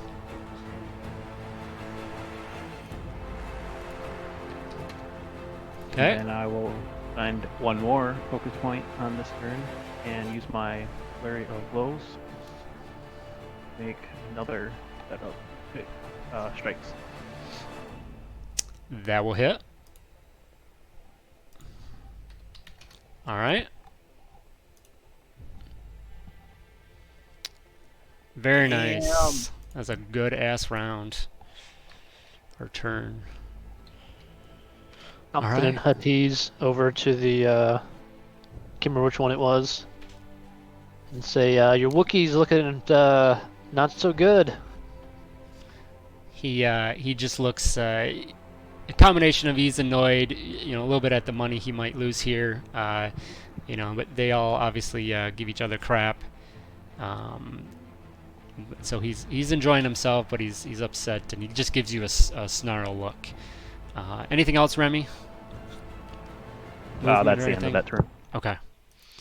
All right, Wookiee's turn. He's looking very frustrated, and he is going to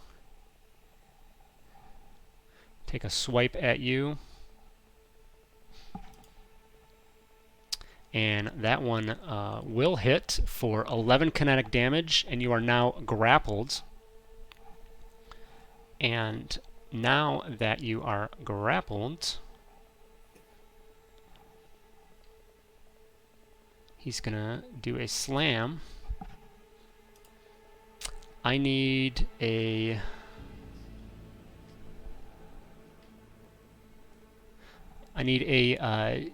DC 14 strength saving throw from you, Remy.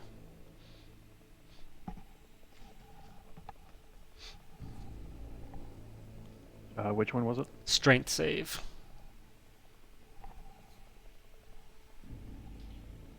Alright, so unfortunately that misses, and you will take 17 points of kinetic damage from this heavy slam as he takes you in grapple and slams you against the ground.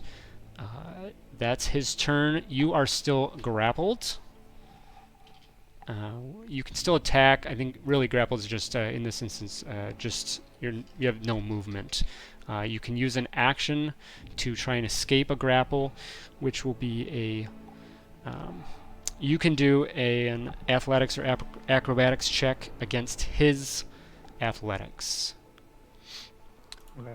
So my first movement then, I would like to do a acrobatics check to break out of his grapple. Okay, this will use your action. You still can attack, but yeah, as far as more movement action, or is it counting as an attack action? Nope. You have your action and you have your movement. You can't replace your movement for that if that's what you're saying. It sounds like that's okay. what Yeah, that's what I was wondering. Okay. If I could Nope. use that as a... Nope. So you have one action unless something gives you something extra. So you'd have to use that to try and break out of the grapple. But you still can attack. Basically, the main thing is that you just you can't move. So you could say like he's wrapped around your waist or holding onto you, and you can still punch him.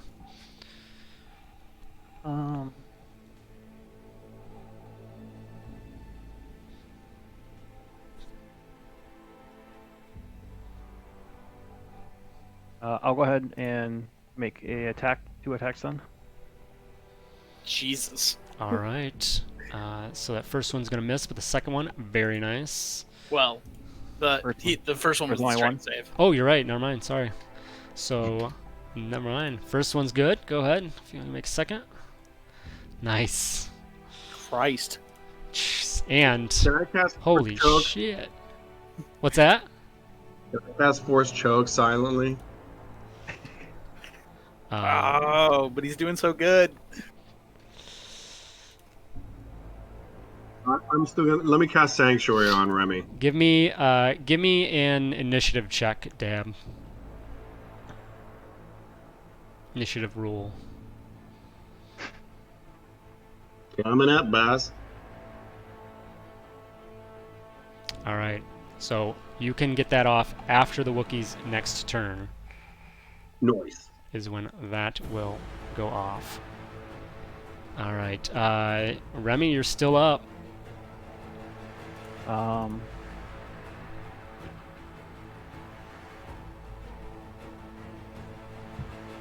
I will go ahead and spend one more focus point to use my Step of the Wind to disengage.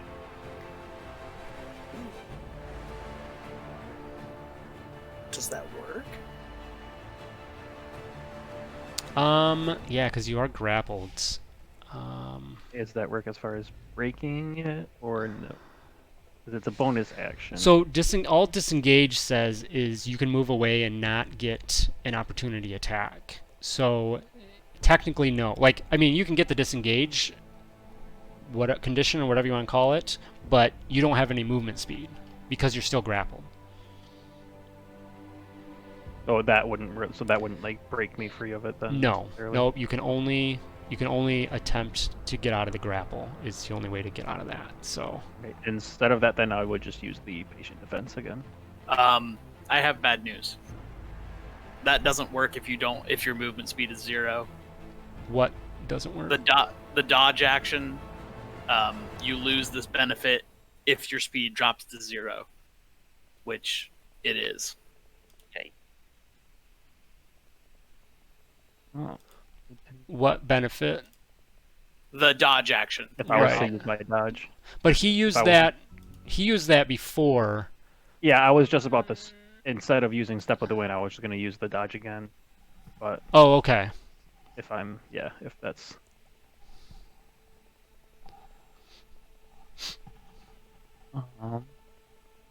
So you still have. So I guess yeah. As far as your focus bonus actions, you do still have Flurry of the Blows, which you could use. Yeah. Which yeah might be. I guess, yeah, I was hoping to get away, save some health, but I guess I have really no choice but to continue the attack, so do 2 more unarmed strikes. That'll hit.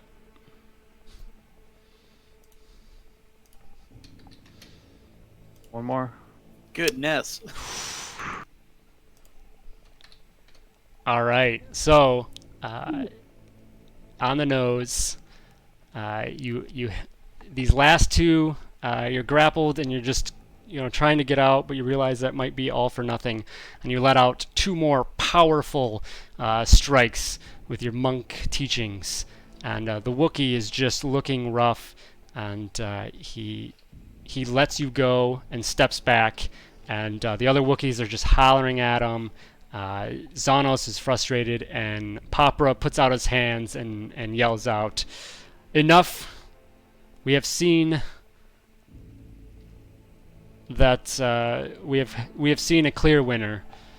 And he points to you, and all translated through the Twi'lek, and says, "Congratulations, my new friend." He turns to Xanos and he just says, "See, never underestimate the people I put my trust into." And Xanos just looks defeated and upset. The Wookiee, battered and beaten, saunters over, and the other Wookiees give him crap for his loss. And Remy, I'll step up. Go ahead. I'll step up to Remy and I'll cast. I'll give him a 1st level heal. Okay. And I'll give him a 3rd level heal because I Well. really like. Isn't that just fancy? Yeah. There you go. Then you get A thumbs up and a nod. Good job, buddy. 9 from me, Remy. I think proportionally, in terms of force points, I gave the same amount. Dab has way more than me. The real heal from me, but All right. So as you guys step forward and show off your abilities there, Papra takes a little bit note of that, and then there is one of the Twi'leks that's with him comes up to Remy and gives you a shot of Kolto to top you off back to full health. And then they, after a little bit of hesitation, they eventually go over. They help out the Wookiee that got his butt kicked there. So That Kolto shot gave me some of my focus points back. it does not. So at this point, that ends, and Xanos does pay out. So Dab and R2, you've got 300 credits back to you each. Cool. It's a little something. R2 is going to go to Remy and give him half the credits, so 150. Okay. I push the credits back and say, your companionship is enough. Aww. And so after that, Papra very pleased at what he saw, and he just kind of cuts off any other murmurs or anything, and he just turns to you guys and says, "Find my boy." and that seems to be the end of the meeting. And H3 steps in. I want to kind of try to dodge around that because I have something I want to talk to Papra about. Yeah. I just Almighty Papra, just a moment of your time, if I may. I represent the interests of certain galactic power that is interested in passage through the Indrexu spiral.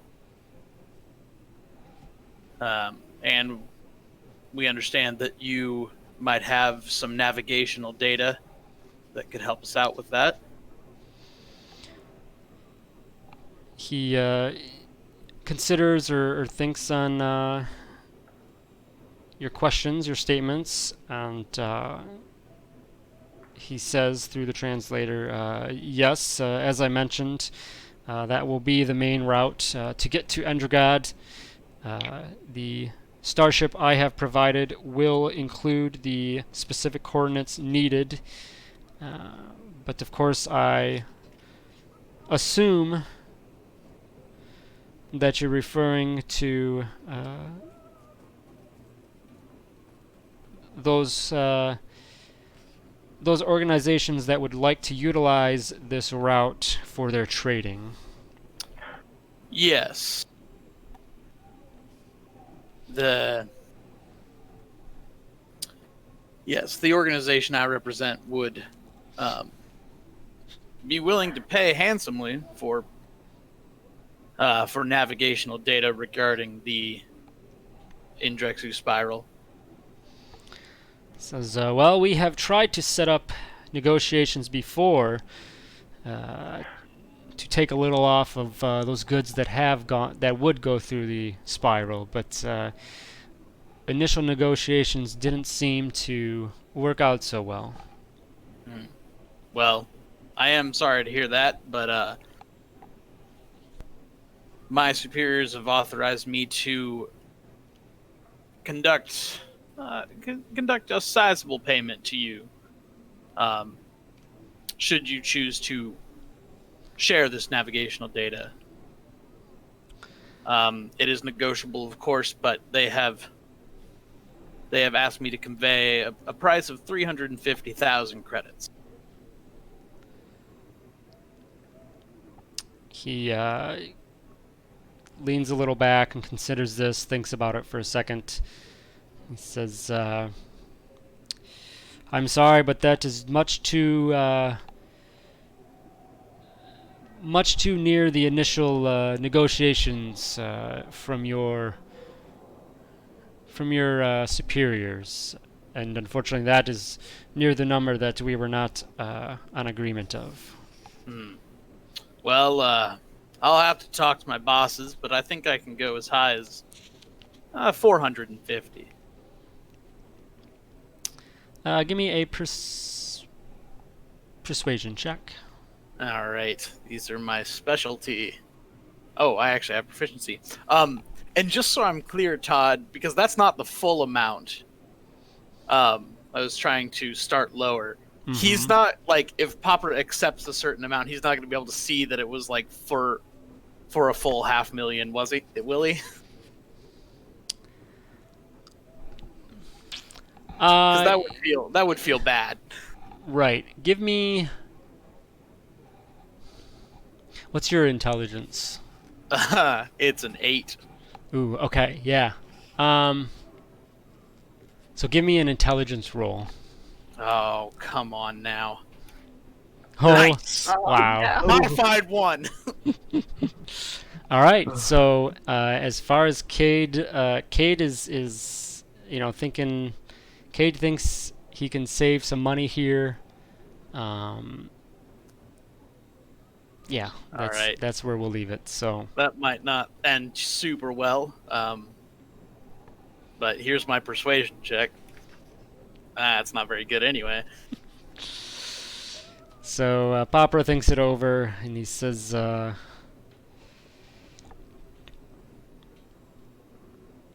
it is always good to expand business, and perhaps we finally can come to an agreement to allow that between our two groups. So I appreciate the offer of goodwill that will do well in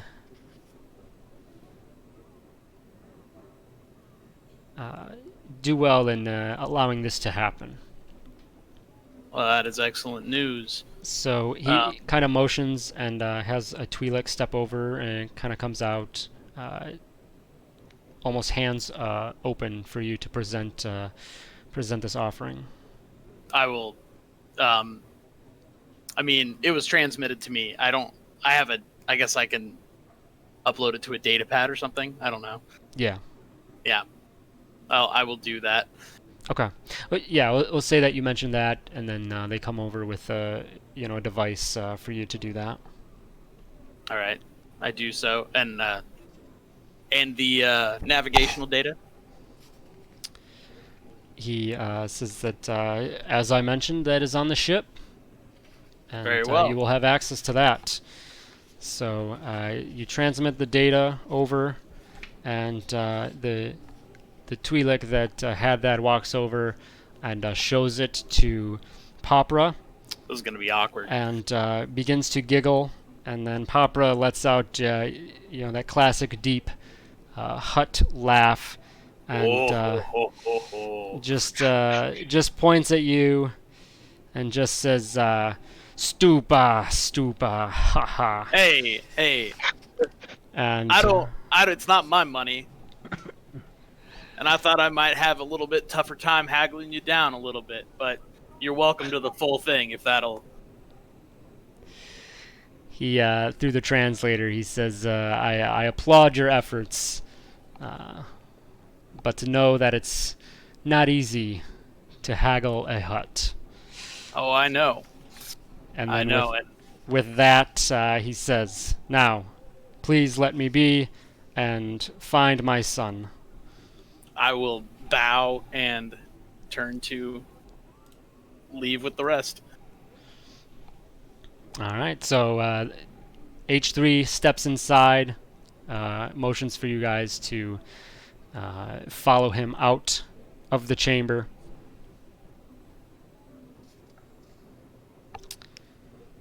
And you head outside, and Vago is out there as you step outside.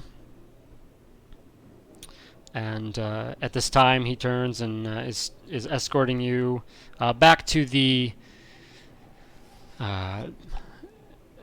shuttle bay connected here on the ship, and he hands you 4 hollow discs and lists them off, translated through H3. He says, information on Endragod, information on Popra's youngest child, information on the disease itself, and information on the corporate blockade.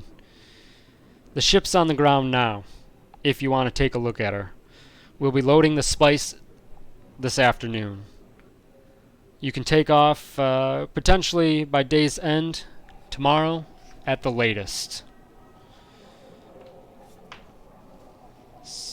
Vago and H3 lead you to the shuttle bay, and you travel back to the surface of Nar Shaddaa, docking again at landing bay X-23. The freighter that you guys will be taking is over in X-14, so a few spots over. You're able to go take a look at that if you want now, if you'd like. Yeah. Vago, on the trip back down to the surface, he seems a bit more relaxed, and he looks at you, Remy, gives you a nod in recognition of kind of putting Zonos in his place, and he just says, you guys seem like you've got it together. I think Popra has done good in choosing you to follow through with this mission. Popra dearly does love his children and would do what he can for them.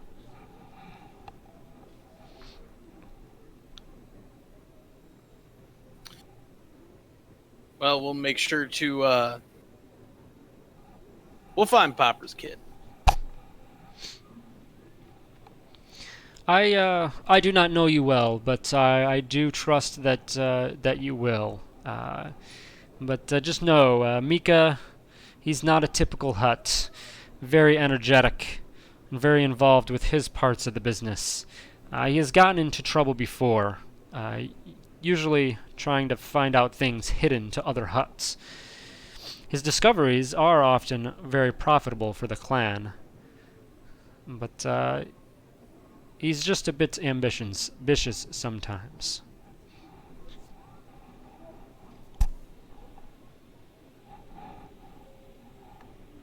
Well, I think we can handle ambition.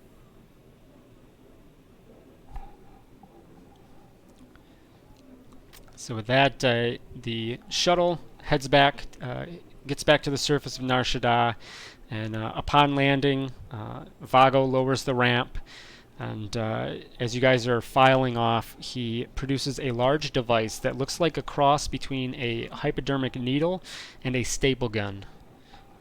One last thing, H3 translates, and there's a slight smile spreading across Vago's face.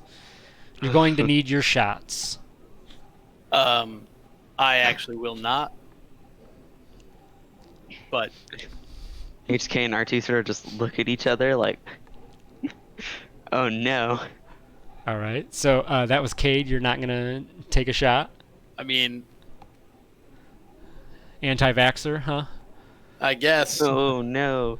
the force will protect me. Jesus will protect me from the coronavirus. He through H3, he just he says that we strongly suggest that you take this this vaccine, as you will be exposed to this plague. Well, I don't want to be a carrier. I guess that makes sense. Let me see here. Okay. Is he trying to? Anybody What else? trying? Is any? Being legit about it, or if I Yeah, think he's being suspicious, like, hey, there's a tracking thing in this, or something like that. Whoever wants can give me insight checks on that.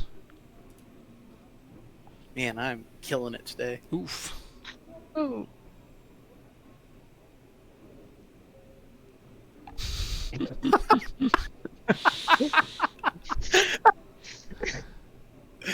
Oh man, never been more thankful for force purity. He's Hep O. That's way past Hep A, B, and C. No. We knew they were advanced, but not this advanced. Dab, that's not at disadvantage, right? Just 7? Yeah. Okay. Yeah. All right. So, Remy, Kate, a little bit. You get You know a. what? Can I cast Danger Sense again one more time? This seems pretty important. Yeah. What is that again? Tell me if it's Peace, danger, Oh. or ruin. yeah. Pretty clear cut on this Does one. it say that it's specific about this event or whatever? Hold on. Whether your actions will lead to fortune or ruin.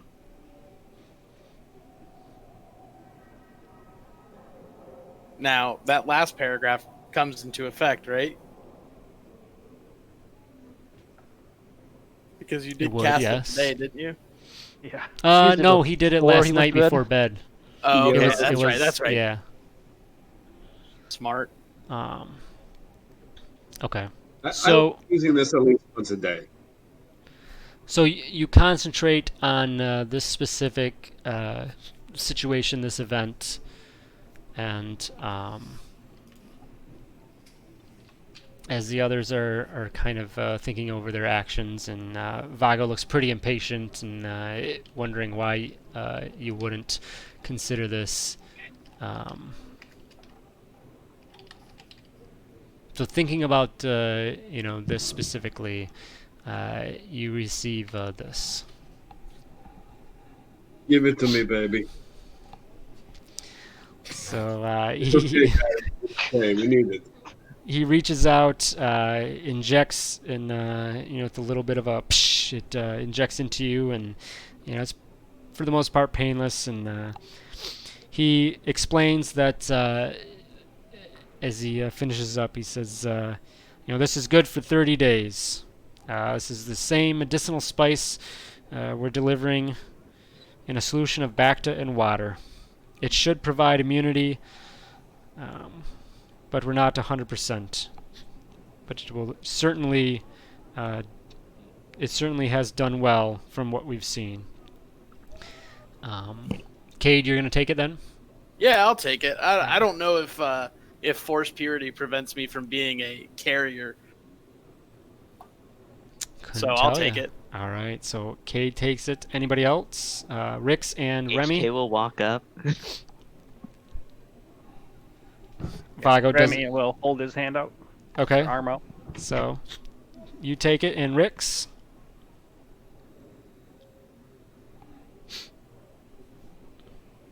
Rix, you there? Can you hear me? There you are.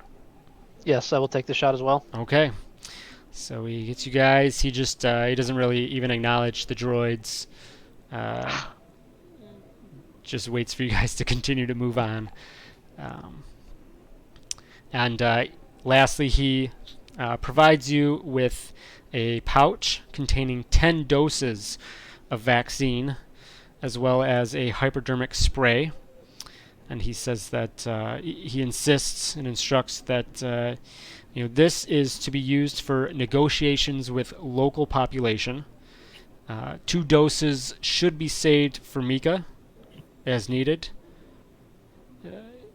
We are not sure if the plague affects Hutts, but we'd rather be safe than sorry.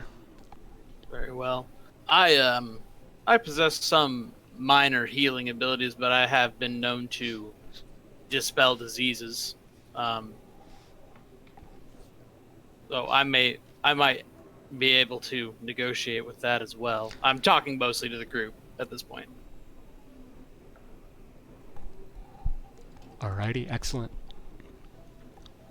So with that, Vago says, he just says, wishes you well, says all the information that you guys should need will be on those data discs. Be sure to study up on those, and good luck. Be in touch as needed. And he just kind of wanders off.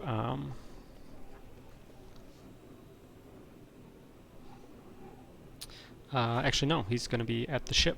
So I'm going to, if anybody else needs to, take a quick break, and then we can come back and keep going. So, All right. Cool. Sounds good. all right, so you guys, if you'd like to go right now, you can go check out your starship, which I assume will be a big, emphatic yes. Yeah. Let's go. That's gonna be a yes for me. Hey, before we get too far,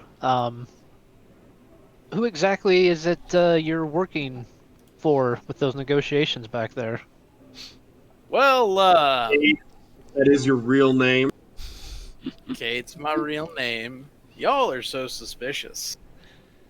Well, when you start throwing around 500,000 credits, It's not my money. Can you blame us? No, you're right. I've only known you for a day. I have a loose allegiance with the Jedi Order. And I mean, I am a Jedi. I don't get back to the temple much. But and by extension, I have a few contacts in the Republic that ask me to do things from time to time. I wanted to buy navigational charts for this sector we're going to. Yeah, no, it was the Republic wanted something along that lines. Apparently, they've been wanting to get through this part of space for a while. Going around takes too much time. Interesting.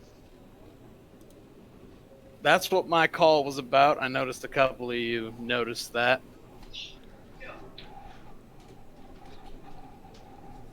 Nothing against your interests.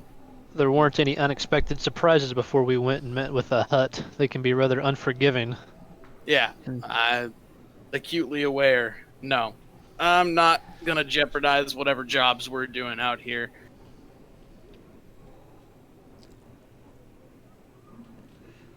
Well, that answer is good enough for me. Let's say Todd, do we detect that he's lying about any of this?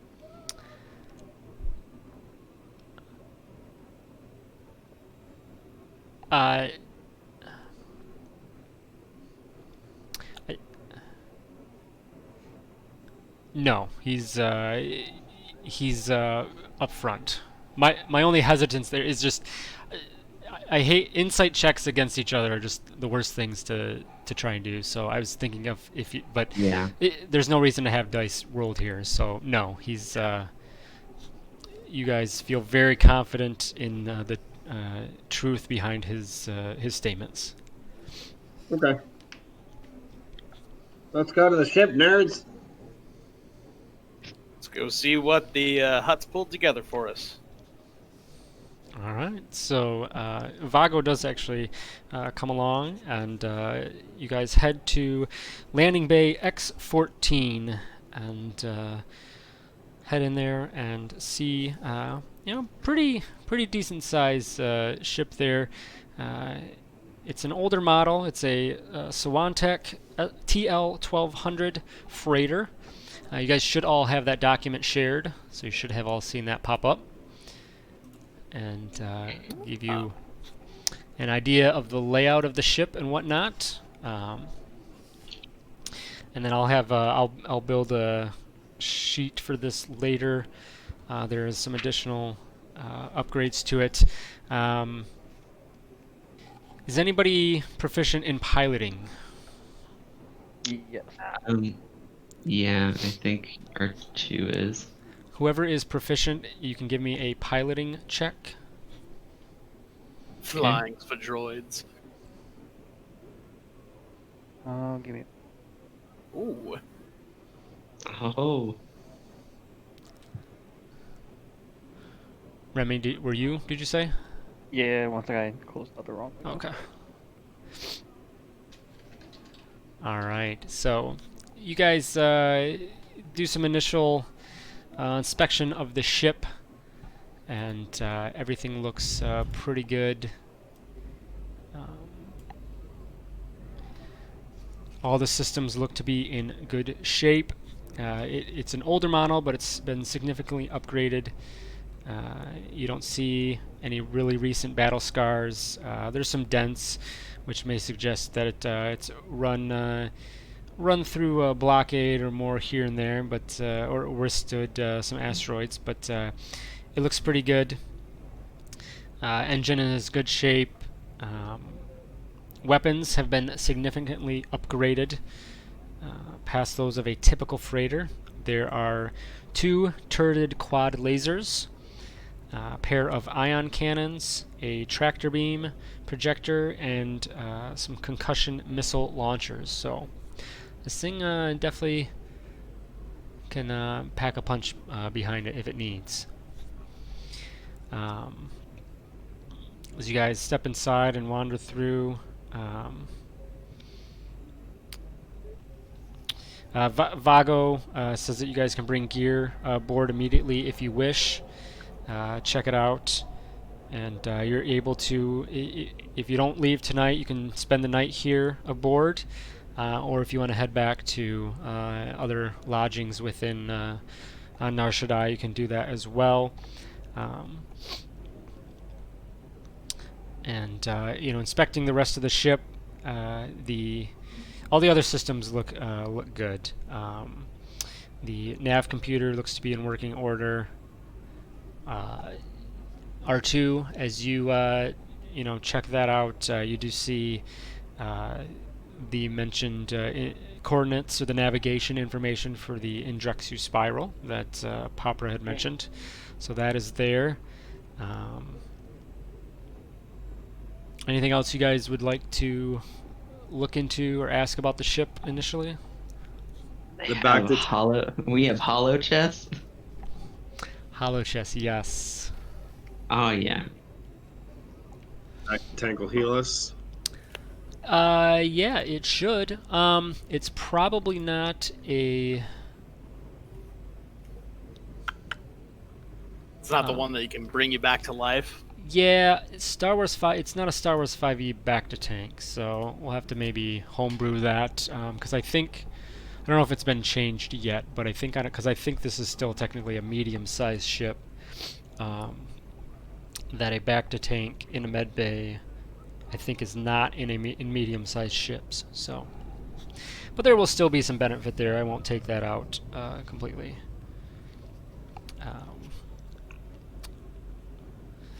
See what What's this weird-looking thing above the number 14? 14 in the corner there. Yeah, it looks like a That's the back to tank, isn't it? wheel. I have no idea. Another one? It looks like a quad, a four-wheeler, with like racks Nice. on it. Cool. I Yeah. wonder if it's something to move the cargo pods. It kind of looks like that in the middle, similar to the cargo There's pods. another Yeah, one like a in the forklift bottom or left something. corner Yeah. that doesn't have as many. Looks like a Stamage. Yeah, that or it's a. What's 15 is a machine shop. So. I Yeah, don't I'm wondering know. if it's like a cargo, like mover. Yeah, probably just a cargo mover. Yeah, Sorry. probably. Just No, that's fine. Forklift or something. That's fine. I used a different Saga map the other day, and that ours with the ramp, which are ramps, the arrows. But then the map they had ramps in the cockpit, and it was super weird. And I was like, why? And it just wasn't obvious. And that one didn't have the key. So anyway, yes, you do have the hollow chest. So there might be some modifications to this. So that they translate to the Star Wars 5e version of starships. But layout-wise, the ship will kind of look like this, and then as that gets used. So as you guys finish your inspection of the ship, and Vago mentions, bring your stuff on board now if you want, whatever. He then, after that, chirps at the Nyctos that have been around, and they start loading in the spice.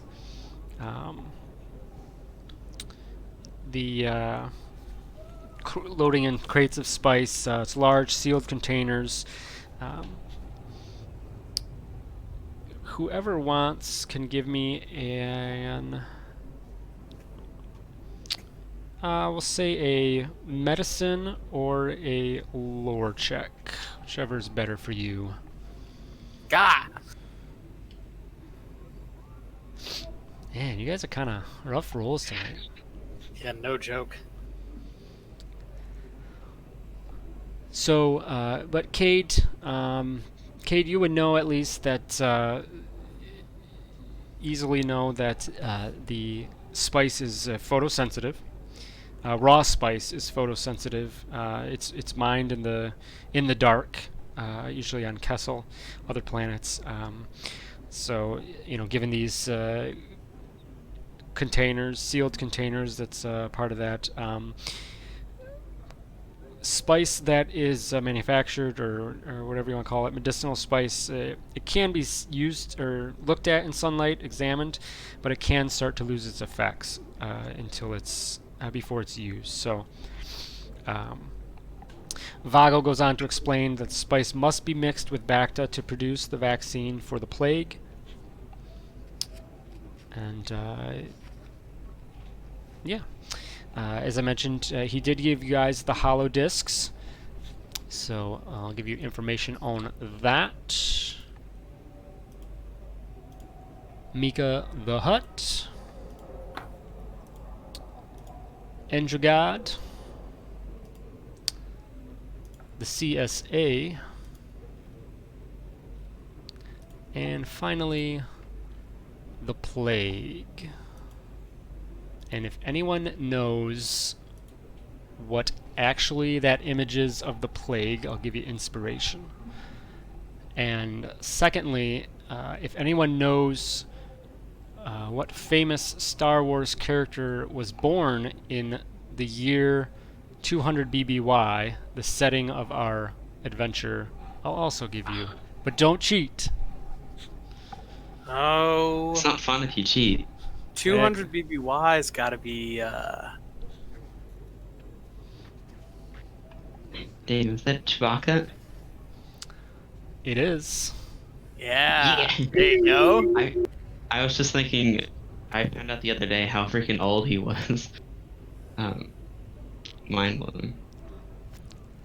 Yeah, it was. I think I was looking at the calendar and trying to figure out like when to set this, and like looking at events, and that came up, and that wasn't a reason for me to use that time, but I just thought that was funny. So Yeah. I mean, are we? Is this? Are we assuming this is Legends or is this the new canon? sure, Legends. Yeah, there's not.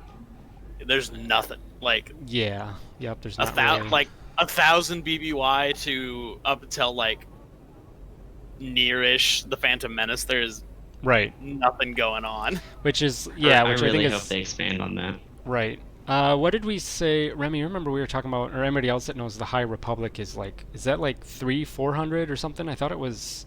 I think they were saying that. Yeah. So try to something fill in like some that. gaps there, but Yeah. yeah. So, which I guess in a sense, if if you're doing a campaign, especially a homebrew, those eras, it's good because then it's wide open. You can kind of do whatever. So Yeah, I set mine. Mine's set in like 998 BBY. So there's this big open period of time. nice. Yeah. For if they fuck up the timeline, there's enough time for it to get back to where it would be in the Phantom Right. Menace. Smooth out. There you go. Yeah. All right, so you guys should have all seen those documents there that you can look over, some further information on your task at hand. Excuse me. The loading of the spice and cargo and stuff, goes on somewhat into the night. H3PO oversees that, and so you guys hang out there. Eventually, workers go through, give a final check, and the doors to the landing bay open, and Zonos and a pair of his Wookiees enter in. And you guys can see them. If you guys are hanging out in the cockpit of the ship, you see him walk in, and Zonos is on a repulsor lift sled, remains near the door in plain sight. And on the sled is a very sad-looking Klatooinian, and he looks like to be a slave. He's wearing a collar. Pretty bad demeanor on him. And they like come into the room and they're just like looking around. I'll head outside down the ramp Okay. just to make sure. I don't know what they're planning, but I'm. So as you step out, the Klatooinian steps forward, identifies himself. He says, "I am Gabira. I speak for Zanos." And Zanos kind of prods the slave a little bit, and then the slave corrects himself. He says, "Great Zanos, may his digestion always be sound." And at this, Zanos, has anybody else come out? I'm out as well, down the ramp. Yeah. Okay. Xanos then addresses the rest of the group. Those of you that would know Huttese would understand him, obviously, but Gabera does translate. Xanos says, I wanted to wish you good luck on your mission and tell you that I have no hard feelings. He gives a wide smile. I know that you are going into a dangerous situation, and I want you to know that you have the support of our entire clan. However, he says, even if you fail to find my brother, or, Andros forbid, you find him too late to help, you will still have an ally in our clan. He gives you a friendly wink as he says this. I trust I am clear in this matter. I think you're clear enough.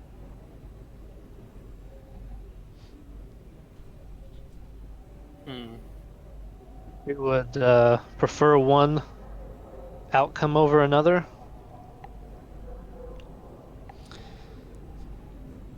He gives another grin and he just says, it seems, I think you understand, the direction I would prefer things to go.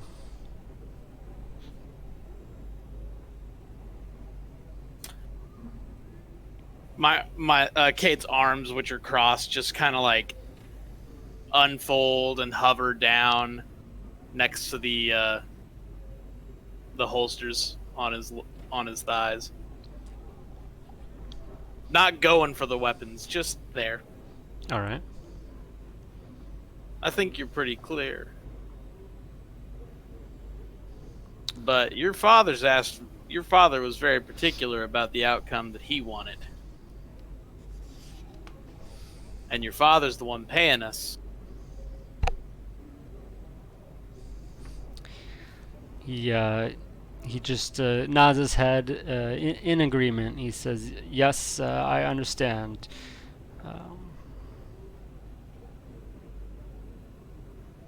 As I said, I am here just to wish you well and good luck.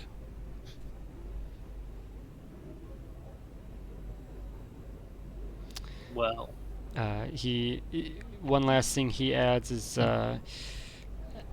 do you have yourselves a pilot amongst your group for this vessel now in your possession? Yes, I think we'll do just fine.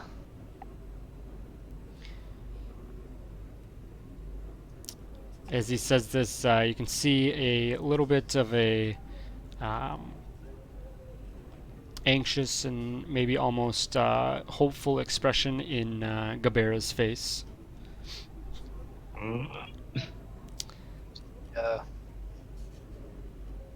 And The two guy. the Clatunian, yes. So after you say you guys are fine, Xanos kind of pokes at Gabra again, and he says, well, looks like you're stuck with me a little longer. Again, turning to the rest of you, good luck, and we'll see you soon. And then they turn away and begin to head out. Oh, man. All right. Tell him quick, he hasn't left yet. Something else? I think Cage or somebody wanted to say something about the guy. Are you Yeah, that's fine. Are you making the offer of a pilot? As well, if you need it, Gabera here certainly can assist with that. He's essentially a gambling debt of mine, payment for a gambling debt. But nonetheless, this weak, coward excuse of a shadow is an effective pilot. And he could train others if needed on the trip, but it does sound like you guys are all set in that department. You can always take an extra pair of hands, buddy. Come on. Yeah. He's welcome to come along. I think we can always use the help, and piloting skills can always get better. So through he says something, and then through Gabera translating, we're just saying that you know, Gabara will stay on the ship. He will not assist you with any of your ground missions, but will be good to help with any piloting needs that you guys come across or need. Now, so you said Gabero was looking disappointed when we didn't need a pilot, or he was happy when we didn't need a pilot? Disappointed, like he was hoping that you needed one. All right. So I read that correctly then. Yeah. All right. So Xanos kind of pushes him, roughly away, and the collar comes off of him, and Gabera kind of sheepishly walks amongst your group, and he's just kind of giving you a nod of great thanks and whatnot, and he just says thank you very much. I promise I won't let you down. I trust me, I am an excellent pilot.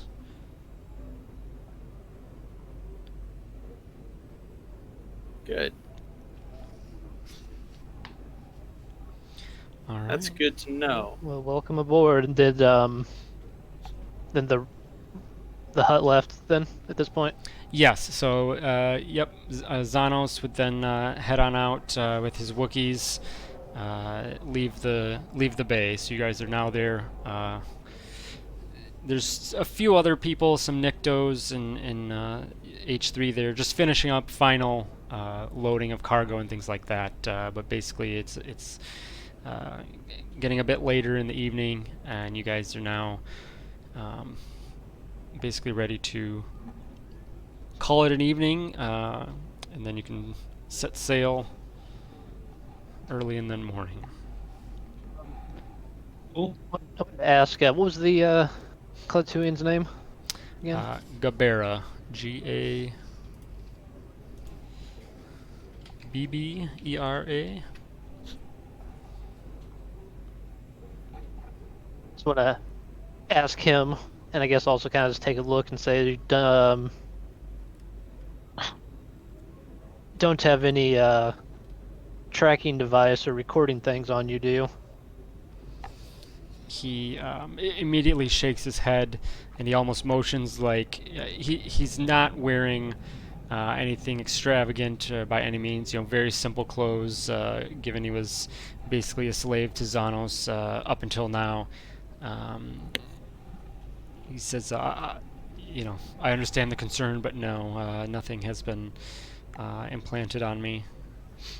All right. I heard about this new slave tracking thing where they implant a chip in your base of your skull, and if you try to escape, it blows you up. Give me an intimidation check. No, that's not what I was trying to do. I Okay. was asking if this guy's got that in his head. All right, so you're being okay. I genuinely like. You better watch it, guy. We'll blow your brains out. Yeah, that's not what I was. Sorry. Jesus, I'm a Jedi. I'm trying to free this guy. So he says, to my knowledge, no. As I said, or as Xanos had said, I'm simply payment for a gambling debt. To my own knowledge, I do not have any of such devices. Have you been inoculated for this plague that's going on? He looks a little. He looks a little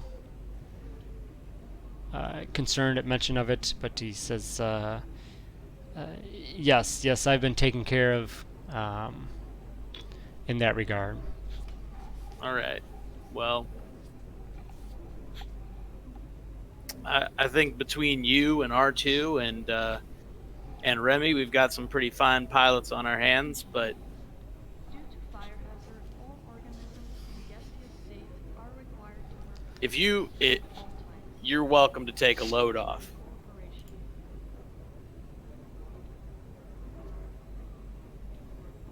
You don't need to do any work while you're here. He looks, he seems a little hesitant, but at the same time relieved. You can tell that, it hasn't been obviously a fun or easy ride the time that he's been with Xanos, and he's just, he's a little, not really put off, but he's just not sure. He's slow to be receptive to your kindness, I guess, and friendliness. That's fair. I don't know how the rest of you all feel about some of the practices out here on the frontier, but slavery is a how do I put this delicately? Not a good one, in my mind. I am a man of not good words. You only need one word. Archie says, "Yeah, I'd agree with that. Slavery is not a good one." Why enslave beings when you can just get yourself a droid?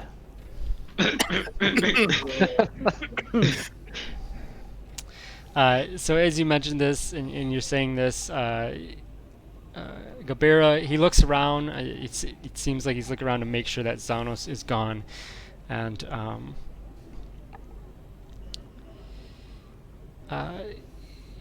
he almost seems to talk a little, lean in and talk quiet. He's just still a little bit on edge with his previous experience, but he says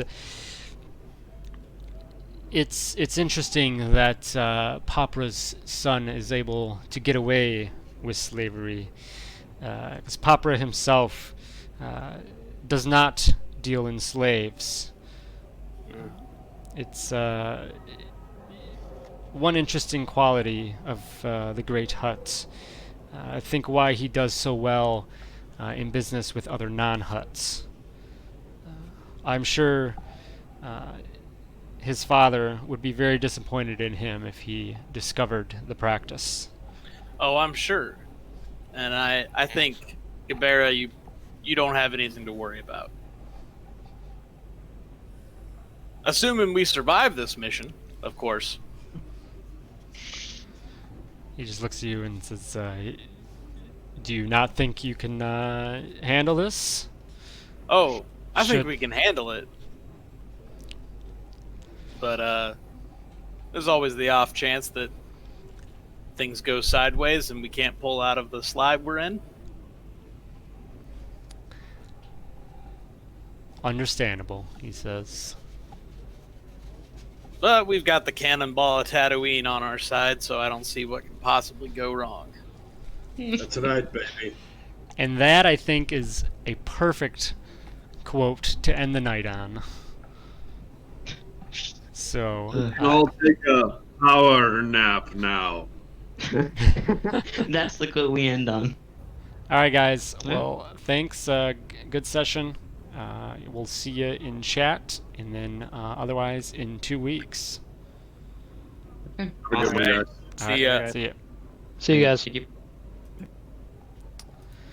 Everybody on stream, thanks again for stopping by. Appreciate it. See you in 2 weeks for this. If you haven't, check out DungeonJediMasters.com for all of our other content that we put out. I also run a game that I stream on Sunday nights, and One Shot Wednesdays every other Wednesday at least, sometimes more depending on interest. So if you'd like to hop into a one shot of Star Wars 5e, check out on my Twitch here in the information panels. There should be a link to that Discord, and you can join that and join a game when that happens. So thanks again, everybody. Have a good rest of your guys' night, and may the Force be with you.